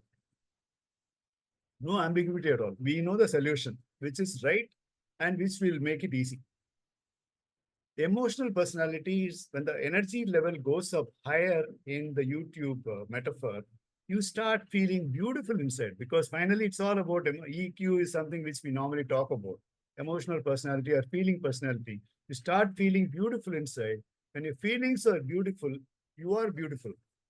Love, peace, bliss, forgiveness becomes your nature. The rose does not decide to give its fragrance. Giving fragrance is its nature. Compassion becomes your nature. Buddha is there in that.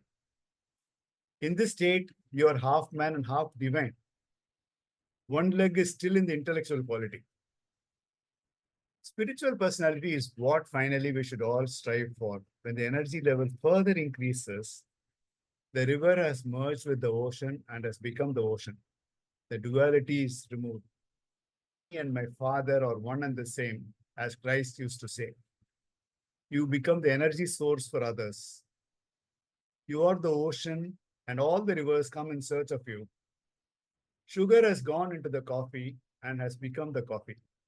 It is divinity in human form.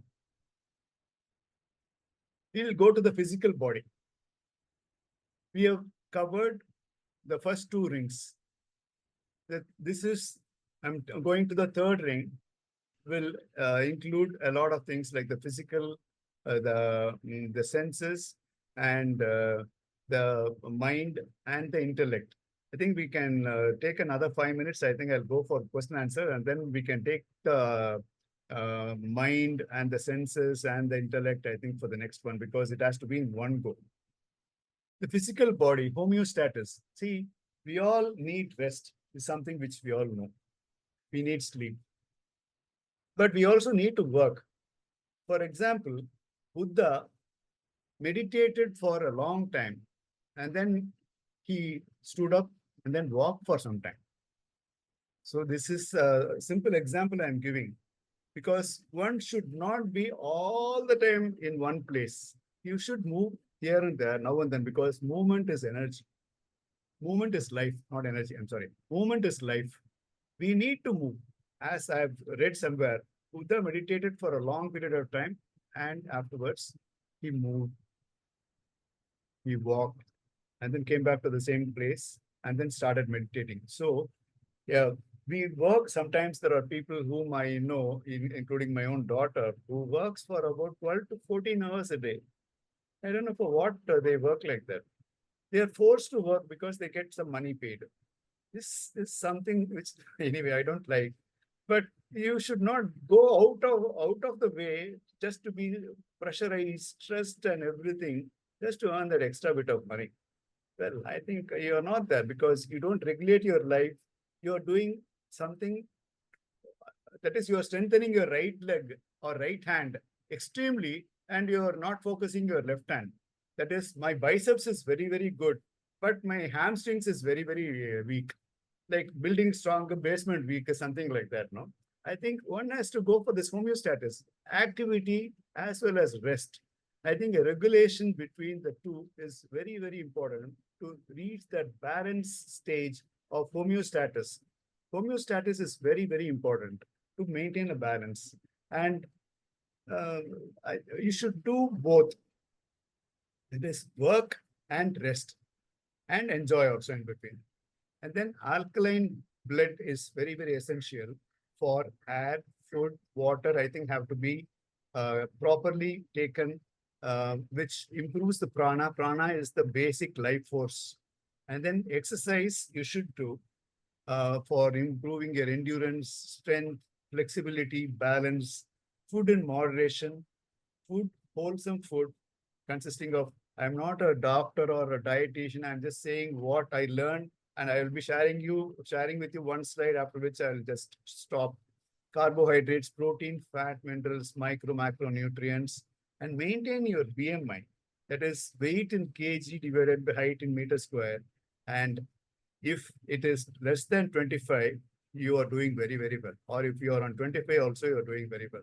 Anything more than 25, you need to work on your weight, reduce the weight, and then you have the BMI at about 25. That is weight in kilograms, supposing you are 75 kg and your height is about, say, 1.65 meters.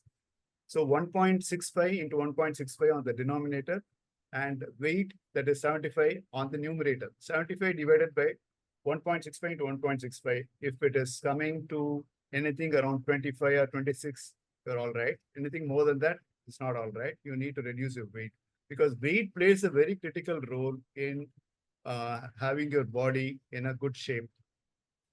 I'll give you one slide and then I'll just stop and then take questions. My blood test report on 24/8/23.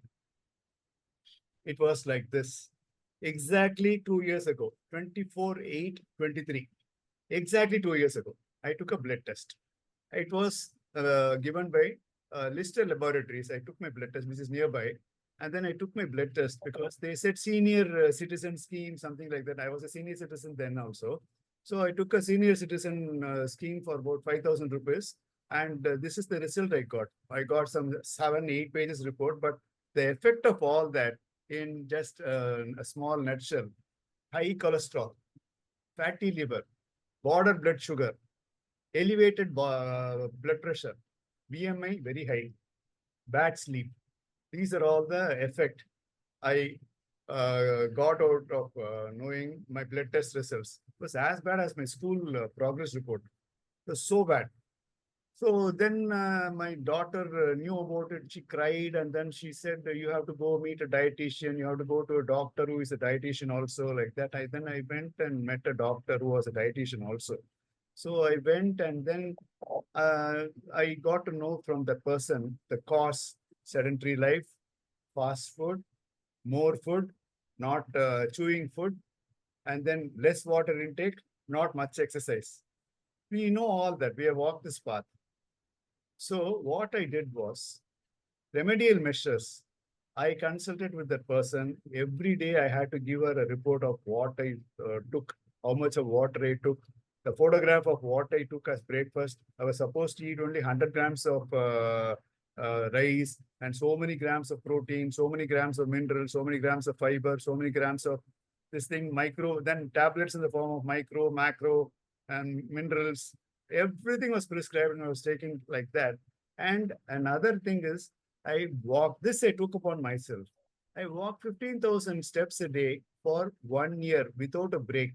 15,000 steps every day, believe it or not. That comes to about 11 point some kilometers every day. I walked because I wanted to work, because my purpose is to enable my children to be comfortable, because I always feel that if I'm around, I can take reasonably good decisions on their behalf.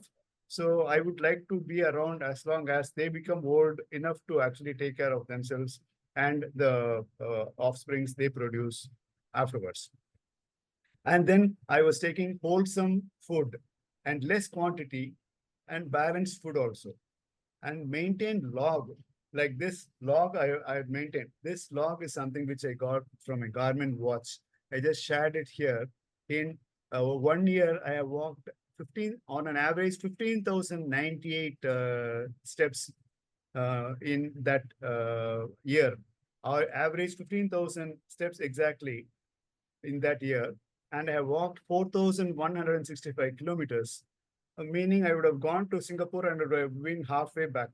So roughly it works like that. 3,000 kilometers is the distance, and then I would have walked and then walked about 1/3 of the distance back. That is the thing. And average monthly is anyway 451,700 steps I had walked. So total steps is 5 million steps roughly. Total steps in that year. So this helped improving, and finally I got a very, very good result. My cholesterol was under control. My liver was doing all right, no fatty liver. My blood sugar, HbA1c was pass mark. And then elevated BP got to a normal BP. And then BMI, I became normal. I lost 10 kilograms. And then bad sleep became good sleep. So problems are many. Problems are too many things. Compartmentalized. Problems are compartmentalized. Solutions are holistic. Holistic in the sense that is one small thing if you change. I started taking less food. This is number one thing. You start taking lesser food and start taking your dinner before 7 o'clock. These two are the factors. Now, walking 15,000 steps and all, I'm just trying to impress you. That's all. Don't take it very seriously. Just I'm trying to impress you that I walk 15,000 steps a day. This is not the thing. You can walk 7,000 steps also, that will do. No problem at all. But you walk every day, half an hour or something like that. You walk every day. That is important. 15,000 steps and all, don't overdo like what I did. And do yoga. I did yoga. Yoga really helped me. Yoga really helped me in a lot of ways, including physical, mental, and every other way, emotional, and then spiritual, every way. Yoga helps. That is also another thing. The most important, there are two things. Reduce the intake and take your dinner before 7 o'clock or around 7 o'clock. These two factors, if you do, your BMI will automatically come down. This is my observation. So with this, I think I'll just close today's thing and then I'll continue with this later, Gopi. Is that all right, Gopi? Yeah, it's all right. It's all right, sir. Okay, because I have to take up the other one, which will be on a wholesome basis. I didn't know that I'll consume so much of time. In fact, I didn't No, have stories which I wanted to say, but anyway, I'll take it for the coming weeks, the week after next, or whenever you tell me, I'll just come over. Whenever there is nobody coming in, then I'll come in. no issues. Okay, with this, I just wrap up my thing and then say thank you to all those wonderful souls which have joined me on a Sunday morning. And thank you so much. I'm delighted to be here once again. And I thank Gopi and Shanmugam for giving me an opportunity here at AABN, which is doing so well. 223 weeks, roughly 5 years, which is what Gopi told me that day. And, Yeah. for everything, there is a blessing. COVID worked as a blessing to this AABN's Zoom webinar kind of a thing, no? I think for every negative, there is a. So this is one thing which I wanted to say and then close my talk here. Thank you, everybody. Good day. Thank you, sir. So friends, as we come to the close of today's session, I would like to take a moment to reflect on the richness of what we have just experienced. The 10 Rings of Life Leadership Part 2 was not just a presentation, but it was a journey also into the heart of values, value-based leadership, personal transformation, and the quiet power of purpose. On behalf of AABN committee, I extend our deepest gratitude to Mr. Ramkumar for sharing his story, his insights, and his time with us. Your words today have not only informed us, they have inspired us too. You have reminded us that leadership is not about titles or positions, but about choices made in silence, under pressure, and with integrity. Thank you very much, sir. And we'll now keep the floor open for question and answers, please. Thank you, Gopi. Thank you very much.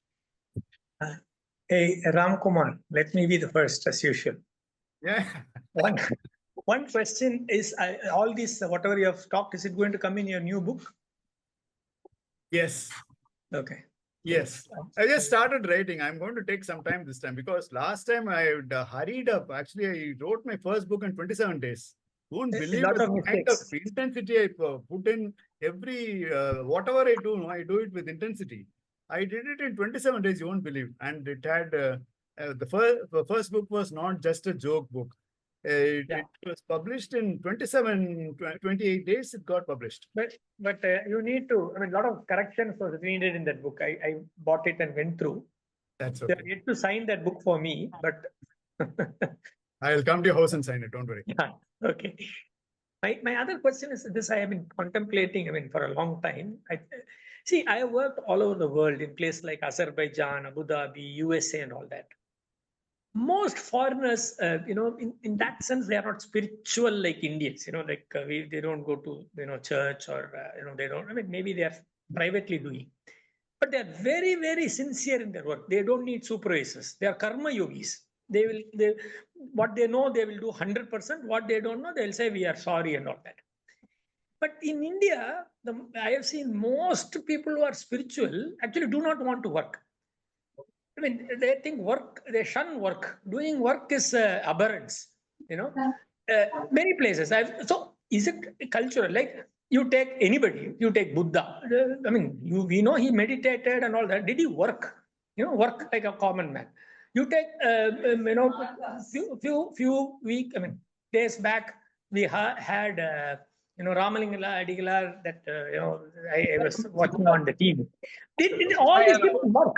Because work is fundamental to human. I mean, I think God created us to work. He didn't want us to. My question is, because we are extolling the virtues of doing nothing and meditating and all that, are we missing out? Because a typical example is, the founder of lithium battery, good enough. No, James Goodenough, he got his Nobel Prize at the age of 99. So when they asked him, what are you going to do? He said, tomorrow I'm going to the laboratory.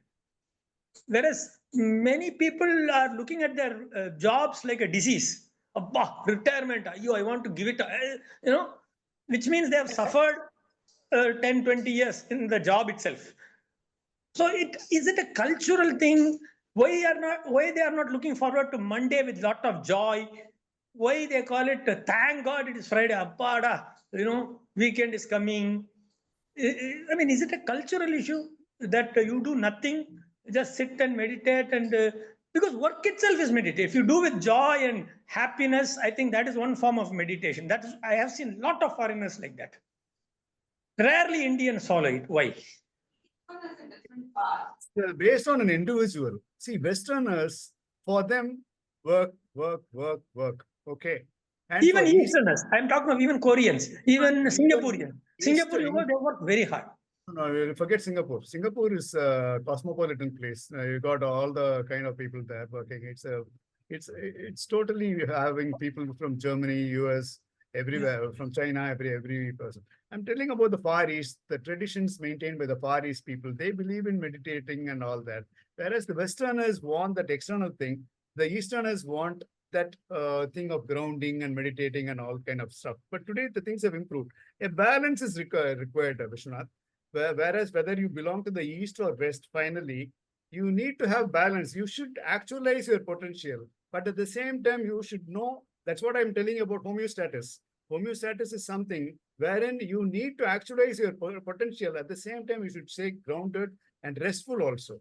Both the things are required. If somebody is not doing that, I think they're not doing justice. If you know a lot of things, you should do that. At the same time, do to that extent wherein you will be able to do justice to actualize your potential.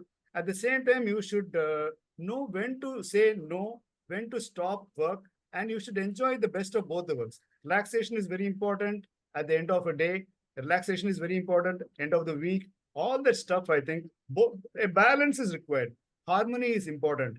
Actualization is important. Grounding is important. Being centered is important. Homeostasis is what I'm trying to say.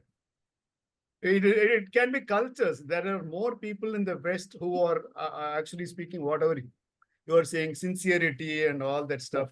But they have other problems. Vices. But when it comes to work, I've seen many of them tell, wish, let us do our best and leave the rest to God. Sometimes they are more spiritual actually. No, they work very hard, but they accept any result. I'll just tell you. Yeah, because now I'm teaching in Anna University. Now students, if I tell, I'll give you B+, I think nobody will attend my class. That means they are not enjoying the classes. They are coming for end result. I think if people get salary, I think nobody will go for job. Suppose somebody says, okay, that means you are not enjoying. I don't know. I mean, this is See, Kamala Hassan said some time back, my work is my hobby. My work and the hobby are one and the same. It is not like that for everybody. Your work is not your hobby. Correct? I used to love kite flying. Can that become a work? It can't become a work, right? For Kamal Hassan, acting when he started was 3 years old or 6 years old. He became an actor, and that became his profession also. Correct. For how many Yeah. people it has become a profession? Hobbies, if they become profession, is what you're telling about. Correct. Hobbies and professions, they seldom don't come together, right? So, as far as my answer goes, see, if you go to the West, I'll just say only one thing. See, always work and no play makes Jack a dull boy. You must have heard about this, correct? yeah. Yes, yes. Always work. Yes, yes. Okay. We should know to both work at the same time relax and play. Correct. That is one thing. And how many divorces take place in the West? Do you know about it? The statistics, you know about it? Roughly 60% of the people are divorced. See, I'm talking about relationships. It is just not work. Work is one aspect of your life. Work is just one aspect of your life. What about your relationships? 60% diverse. So where are we? We have hardly a single digit or very close to zero or 1 or 2%, something like that. I am not too sure about the numbers, but generally telling, see, life is a combination of everything. You are good in that only work, I said. Somebody says 80 hours of work, you should 80 hours a week, you should work. 125 hours a week, you should do. No. What about rest? What about family? It's a combination of strengthening your biceps and your triceps as well as your hamstrings and your quadriceps. It's a combination of everything is what life is all about. It's a combination. It's just not you should have dosa with chutney, sambar, and with gunpowder also. I mean, molagapudi. Okay. Correct? No. Okay. Appreciate. I'm trying to get that balance. Let me see.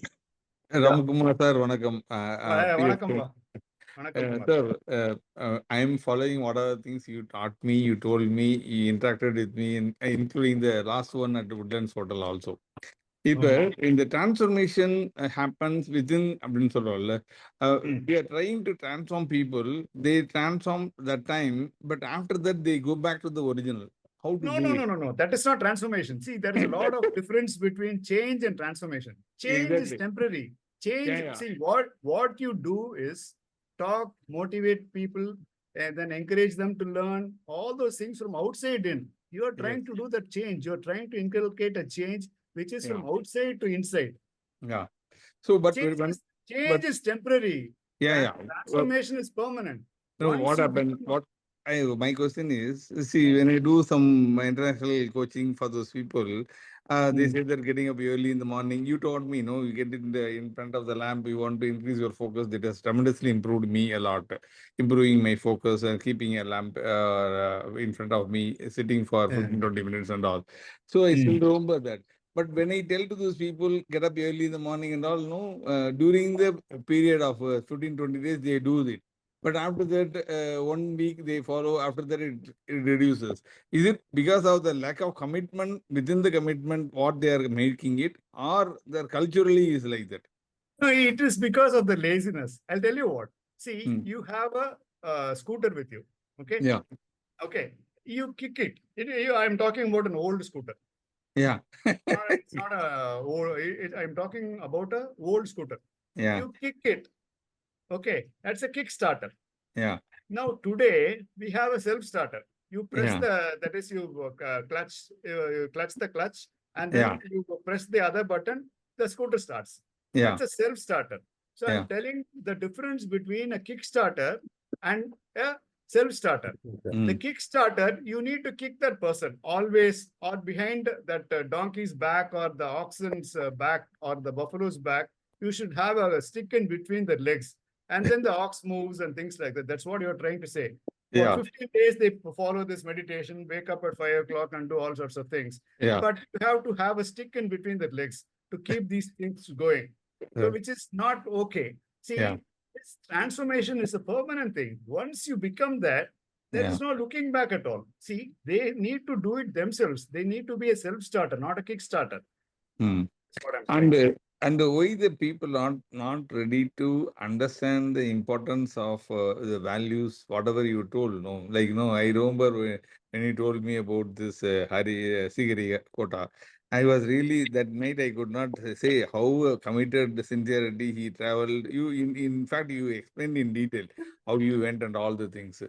See, at that point of time, that integrity and commitment to handing over the tender document before 3 p.m. was the only objective for you. You didn't bother about your food, you didn't bother about anything, dress, nothing. You carried only one umbrella. That is, if I remember correctly, that is what you told the same thing also. But such commitment, it is not happening in the current generation, because I am taking classes for the people who are youngsters also. So what is lagging? Why the people are not having that type of commitment? We want See, I to tell build you, a- Kumar, everybody is in their own stage of evolution. Okay, Mm. evolution is very slow. See, we are about 14 billion years old, and this Yeah. planet where we are living is only about 4.6 billion years. Yeah. Okay, it takes a lot of time for evolution, or for people to transform.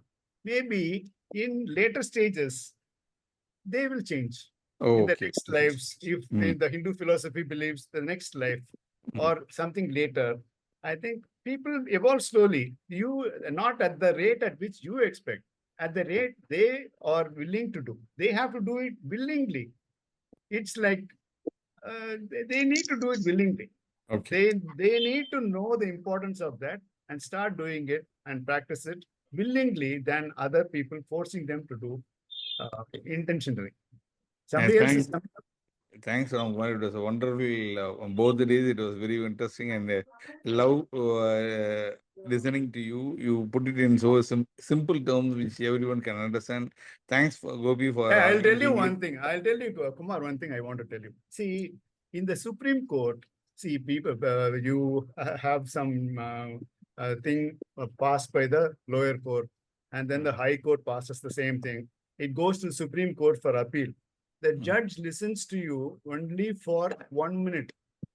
In that 1 minute, they need to take a decision. You need to present the case so well that in that 1 minute, the judge will decide whether to take the case or not. So you Oh. need to present it very well. The communication has to be good. At the same time, you should be able to make it so simple for the judge to understand. It's all about that only. Simple terms only we can use. Thank you. Thank you. Thank you. Ramkumar. Ramasamy. Ramasamy, please go on. Yeah, Ramasamy, Mr. please. Ramkumar, good morning. Yes, Ramasamy. Yeah, please tell me, sir. Yeah. Thank you very much for your insights. Thank you, sir. Still one more session I need to attend to get a full macro level and overview of the spirituality. Just I have a question related to the physical personality. Please tell me, sir. Tell me, sir. What is your take on, now there are a lot of thoughts about what kind of food we need to eat, a lot of nutritionists around, and they give you a lot of guidelines how to follow your food steps.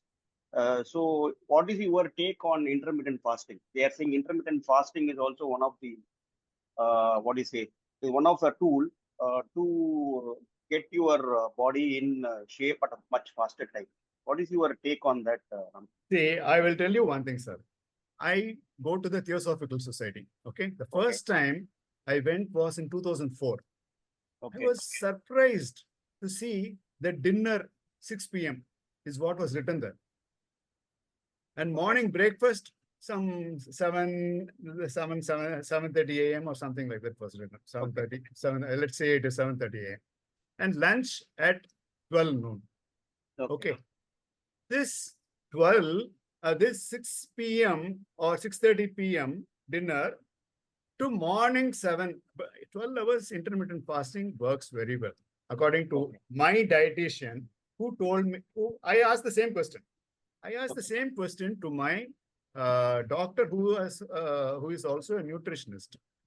She told me that the best thing is to do about 12-13 hour fasting, if possible, maximum 14 hours. So evening dinner is very important, sir.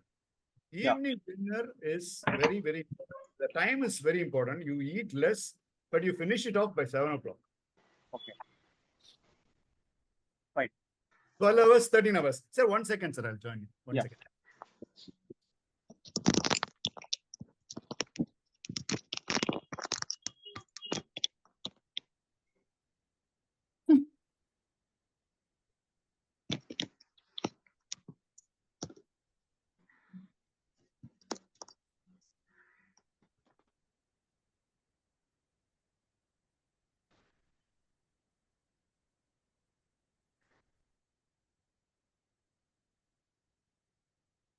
Gopi sir, you are controlling the slides or No, it's Ramkumar.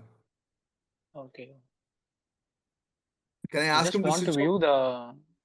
the I just want to view the spiritual personality slide, just 2 slides Okay. before. Just a second. He's just joining in. 1 second. Just Sure. I'll ask him to do that. Thanks. Hi Gopi, just wanted to say good morning to you, Muthukumar. Hi, sir. How are you? Long time. Long time, yeah. I also met Ramkumar yesterday, and I saw you. I think so. Nice. I will talk later. I just want to say Yeah, hi. sure. Thank you, sir. Sir, sorry, sir. No issues. Tell me, sir. Okay, I got a fair idea what I need to do, because currently I need to really work on my diet timing in the night. So mainly I'm eating somewhere around You average start with 8:30, that. 9. You start with that. Night timings, you start. Okay. Everything will fall into place. This one aspect I'm telling you, if you eat at 6:30, 7 o'clock, you watch the birds, you watch the crow. You watch the simple crow. What time does it go to sleep? 7 o'clock p.m., 7 p.m., 6:30 p.m., it goes out to sleep. Yeah. And what time after 6:30, 7 o'clock, food will it take? It won't take. Correct. Be like a bird. Whenever you want, only the man has got that indiscriminate way of living life, taking everything for granted and using the senses so badly. So I think we should stop eating by about 7 o'clock. It really helps for people. See, when you're young, your metabolism is very, very good. You will digest, if you eat even a piece of iron, it will get digested. But as you grow older, the digestion takes place very slowly. The metabolism is so very slow. And for us to actually have a good sleep and have a good morning, I think we should actually take dinner by about say 6:30, 7 o'clock. Like. Okay, but again, office goers will find it a little bit tougher to adjust to this timing. Let's see. As early as possible. So I won't say 7 o'clock and all, but for people like me, we can have the luxury of eating at 7 o'clock. But for people who go to work, I know it's tough. As early as possible. So let's take it like that. As early as probably possible. we can delay the breakfast accordingly. That is also fine. But actually speaking, it doesn't work that way. Okay. You can't eat dinner at 10 o'clock in the night and then have your breakfast at 11 o'clock in the morning. No, it doesn't work like that.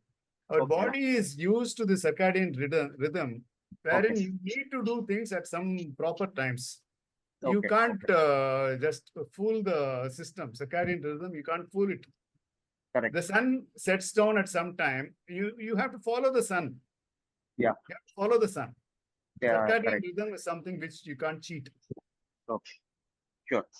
Sir, Thank if you. if we eat by 7 o'clock, something like that, then you will feel hungry also, no, sir? If you No, sleep no, by no. 9:30, You don't, sir. You don't. That's what I also thought. I also thought that you will feel hungry. But after 7 o'clock, the metabolism actually slows down also. See, night, even assuming that you have your dinner at, say, 9 o'clock, okay? Will you have a hunger at about 3 o'clock in the morning or 4 o'clock in the morning? The metabolism slows down. So you have your morning breakfast at only about 8 o'clock or 9 o'clock. So it slows down very heavily. Not at all a problem. but if you work, if somebody is taking, I'm not supporting, but I'm totally convinced what you are telling. Just to get clarified, suppose a person, as you told, we will eat by 7 o'clock or 7:30, and we work up to 10:30. then 3 hours work in the sense in the laptop or whatever you read or television like this. So then sometimes you get hungry also, and maybe you will not get sleep also, no, sir? No, it's true, but it's valid for most of the people can do like this. But for people who have, see, night shift and all those things, people have a night shift. A lot of people, hospital staff and doctors and there are shift workers. They all work round the clock. I don't know their diet pattern and all. I wouldn't know, and I'm not competent to actually say what has got to be done for them. That will be a different thing. Even for pilots who fly No, I am across not talking about international night zones. shift and the special job. I am talking about the ordinary people like us. No, I'm not. See, there is only one route to have it as early as possible. That's all. The time and all is all left to individuals' choices. See, I went to one Kalyanam recently during that 1 year time, no? That when 23 to 24, I went to one wedding. So the wedding was in a very far away place. I took dinner from in my tiffin box. I went by car. I had hired a taxi because it was a very far away place. So I had dinner on the car itself. So because I had to finish the thing by 7 o'clock, I went, shook hands with somebody. I think Gopi's friend only. Gopi's friend's son or daughter only. I remember. I think that guy works in the corporation. Ah, okay. Senthil's son. Senthilnathan. Yeah, it was a very, you remember. Yeah. Aniki I had some koyakattai and all that, paniyaram or something like that. In the car I was eating. The driver was also looking at me. I asked him whether he wanted. He said no. So it was a very far away place for me. So I had it before 7 o'clock. So no, if you decide to do things, it is possible. Yeah, the life will actually orient its way to actually suiting your convenience. Definitely. I've seen that way. Okay. Thank you, sir. Thank you. Actually, I have another main question. Tell I me, am sir. finding it difficult. Not I am, maybe many people. Focusing on any particular activity, it is always finding difficult. In the sense, suppose you try to do something, the mind is kept thinking what is next or what is the other priority. Okay, that is not finished. The focus is not coming. Even when you do prayer, in part of the prayer, you mind is one side thinking about prayer, and another side what is next. Okay, that is pending like this. How to overcome, sir? It's only a simple thing here. Just do concentration exercise. You just have an alphabet A or alphabet Z, something like that. You stick it on on your computer or on a wall or on a cupboard or on a door or something like that. Sit in front of them on the chair or on the floor. Concentrate on that A for 5 minutes. Slowly. Don't move at all. Be still. Don't move at all. Just concentrate on that A or Z or whatever you write. Whatever sticker is there. Even a bindi will do. Even a bindi, what our spouses wear, no? That bindi, you stick it on the floor and then concentrate that completely, entirely. For half a minute, your mind will go to Bombay and then to Delhi and to Calcutta and everywhere it goes, and then comes back to slowly Chennai and your address, and then it will come inside you. So slowly, do this exercise properly every day for a long time. So what I do is, I'm telling you, this is something which I also had a problem. What I do is, I have, my hall is 30 feet long, okay, roughly about 35 feet long. I have one bindi stuck on one of the switchboards. Switchboard is at, say, about 4.5 to 5 feet height. My eyesight height, roughly 4.5 to 5 feet height. So 5 feet, I stick a bindi here, and another plug point is there. I stick another bindi there on that. So when I walk concentrating from 35 feet from that small bindi which is there on that. I concentrate and walk 35 feet. I complete my 35 feet steps. At the same time, I just concentrate on that, and I return back. I again concentrate on the other bindi which is on the other side. Like that, you can do while walking, or while you have this bindi stuck in one place, you keep looking at it all the time for 5 minutes. If you can do it, I think your concentration will come there. And once the formula does not care where it is used, Once it is started using, formula applies everywhere, whether it is 2 into 3 is equal to 6 or 3 into 2 is equal to 6. It's all one and the same. Formula does not care how you do it, but as long as you do it properly, it will work. So follow this, just have one A or B or Bindi or whatever, you stick one thing. Or I have a candle. I have a candle that is called Tratika in Sanskrit. A candle stand. Just keep a candle or a valak or a lamp. You light the lamp. You see the lamp intently for say 3 minutes or 2 minutes or 1 minute. There will be a flame inside the flame. You watch that. There will be a flame inside the flame, which is the hottest point. You watch that intently for 30 seconds, 20 seconds, and then close your eyes, and the image will be formed in your eyes. Keep it as long as possible in that. You try this, concentrating on the lamp, that tirivalakku or candle. You see the intent portion of the lamp, which is very, very hot. That is the flame. Inside the flame, a small portion will be there. You watch that intently and then close your eyes, and the image will come in front of your eyes. You watch that, it will be there for about 15-20 seconds. You elongate the process of the 15-20 seconds, then it will come for a longer time. You will be able to concentrate. Okay, sir. Thank you. So you mean if we try to practice this for a certain period, automatically the concentration and focus will... Definitely, 100%. I have been doing that only. Even today morning, I'll just show you. I have.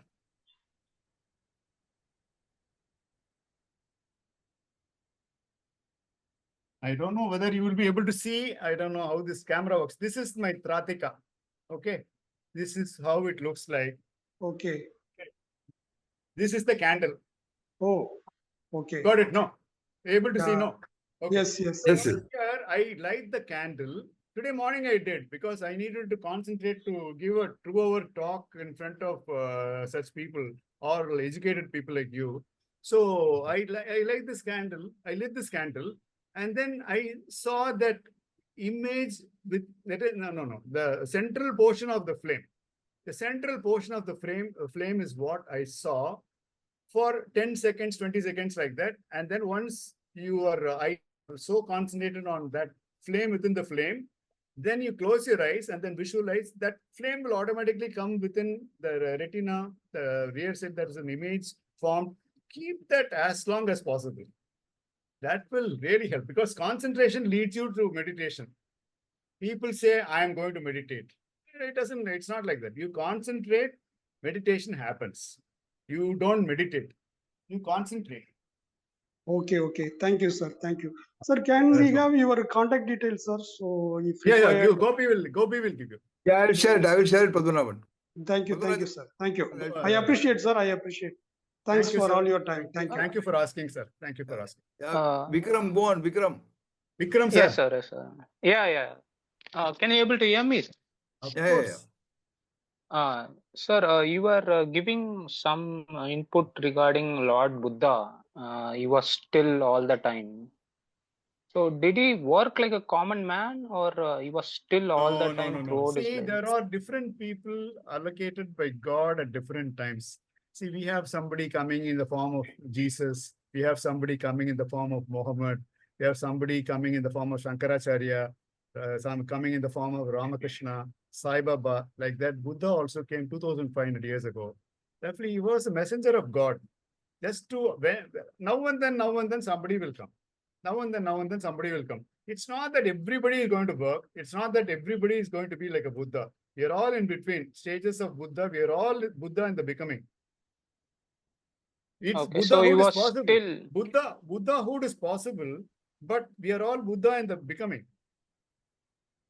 okay. So it is like he was still all the time just meditating. See, as I understand, I don't know how far it is true or false. I don't know. Just count me out of that. But I heard that the final leg of his meditation journey was about for 6 days, wherein he said, I will not open my eyes until I get totally enlightened. I think something like 6 days or something is what he did in one go, and he got enlightened. This might be true or false. I don't know the truth behind it, but this is what I have heard or read in some book. The final link So was about 6. after enlightenment, what he was He doing? started teaching. He started teaching. Okay. He started teaching. See, finally, end of the day, it's about pure compassion. See, see, there are different. What should I say? Everybody has a certain percentage of godliness in them. Definitely, we are all slowly becoming Buddha. Finally, our end goal or our ultimate purpose in life is to realize God, because God made us in His own image. So it is for us to realize the God within us, that we are gods in disguise. So this is our ultimate liberation from the cycle of deaths and births. Once we become that, we are not born again. Until then, our Hindu scriptures say that we will be born again and again and again and again. Unless we realize that we are gods and we do all the godly acts, we will get closer and closer and closer and closer to God. And we finally become God. That is what our Hindu scriptures say. Okay. Okay. So can you keep the spiritual personality slide like 2 slides before? Yeah, I'm not Just bothered. want to view. Iduva? Yeah, this one. Yes. Uh, so in crisp, what you trying to say, sir, through this slide? No, I'll tell you one thing. Well, I've written down something. Well, I'll read it for you because you're interested. I'm also interested to actually read out the following passage which I've written. See, this is called spiritual evolution. Okay, the topic is spiritual evolution. Sometimes we see people succeeding in lives. It appears that there is no logic to success. I have seen very capable people, highly educated people with a lot of advantage, but not succeeding. And also, we see people, these people can't talk properly, and their extraordinary success startles you. It seems that there is no logic. It seems that everything that is happening in life is random. But however, there is an order to this randomness. There is an order to this chaos. There is an existential hierarchy which supersedes all man-made hierarchies, and there is a spiritual dimension to energy. Material is form, spiritual is formless. Spiritual can neither be defined or confined. There is a formless presence in all the functions in which everything functions, but how we make it function is spiritual evolution. Spiritual evolution is not wearing a color of clothes, not because he knows a few slokas, not because he has been given a position in the temple, not because he is wearing some symbols of religion. Spiritual evolution is, even if you are an animal, you should know how to make it work for you. Nothing can be closer to truth than this. Spiritual evolution is to delegate it to God and get it done. It is not God who makes this faith work. It is my faith that makes my God work for me. The extent to which I grow in my faith, my God has to work with me. The laws of spiritual energy that govern our life are the lower in energy would be drawn towards the higher in energy, and the higher in energy would always empower the lower in energy. When you align to this law, material evolution is not at all a problem. When your energy level is increased, you will always be pushed higher and deeper. This is spiritual evolution. Without the second law, spiritual evolution is not possible. Even if you learn Shastras, do PhD in Jainology, or go to seminary schools, or learn to do namas 5 times, do fasting, etc. As you draw more energy, you will be drawing all the lower in energy. People come in search of you. See, the point is, you're slowly becoming, as you keep, Gandhi was a man whom I can say, he didn't have much. He was a very frail figure, but he is a very spiritual figure. He had so much of faith, he had so much of conviction, and he did what he did because of his energy levels. Gandhi looked so frail physically, but spiritually, he was so very strong. And you know what he got for us? He got us freedom for our country. It is the spiritual strength. Mother Teresa, very frail figure, spiritually, the compassion, the kindness helped her to do what she achieved in this missionary of charities. She did a fantastic work. taking care of the leprosy people and all. It is improving or increasing the energy to such high levels by means of doing certain things, which I had mentioned to you in the first, the third or fourth slide, I think. Actually, you are pitch perfect, sir. Thanks for bringing up that message which you read just now. It is very, very much as much I expected. Thank you, sir. Thanks a The lot. energy levels have to be increased. If you're aligned spiritually, if you're aligned spiritually, it's not, spirituality does not mean that you have to wear these clothes and then wearing this thing on the forehead and this. No, it's, or growing more hair. It's not that. Spirituality is something different. You have to cultivate those very, very good habits. Be kind, say thank you, and then be grounded, be centered, have humility, have gratitude, have love, help others, compassion. All those things will lead you more and more and more and more towards God than something else. Okay. Thank you. Thanks a lot, sir. It was insightful, Welcome, actually. Welcome, sir. Thank you, sir.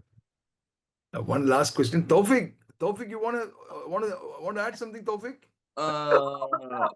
Nothing, sir. Thank you, sir. You're okay. Okay. You're not asking any questions today, Taufik? No, sir, nothing, sir. It's a great session. Thank you, sir. Thank you, sir. Thank you very Thank much. Okay, sir. I think we are done for the day. Yes. Thank you, Gopi, for giving me an opportunity. Thank you, Thank you, Shanmugam, for thank you giving very me an much, opportunity. It was wonderful being here once again. And look Yes, forward sir. to Part- Peter Kumar's talk next Sunday. I'll be there for that. And I'll be Yeah. cheering him for that. Oh, sure. And I will continue whenever there is a time. No, I'll prepare the other things also, and I'll come out with more talks about relationship, the mind and the intellect, followed Yes, by the relationships and the stress factor, how we handle stress, how we handle money, and how we handle old life, and how we handle death. All those things I'll be talking about in the coming weeks, whenever I'm given an opportunity by Gopi. Sure, sir. Sure. Yes, sir. Okay. Thank you all for joining. Thank you, Gopi. Thank you, Shanmugam. Thank you very much. Thank you Thanks, sir. all. Thank you. Thank you, Vichu.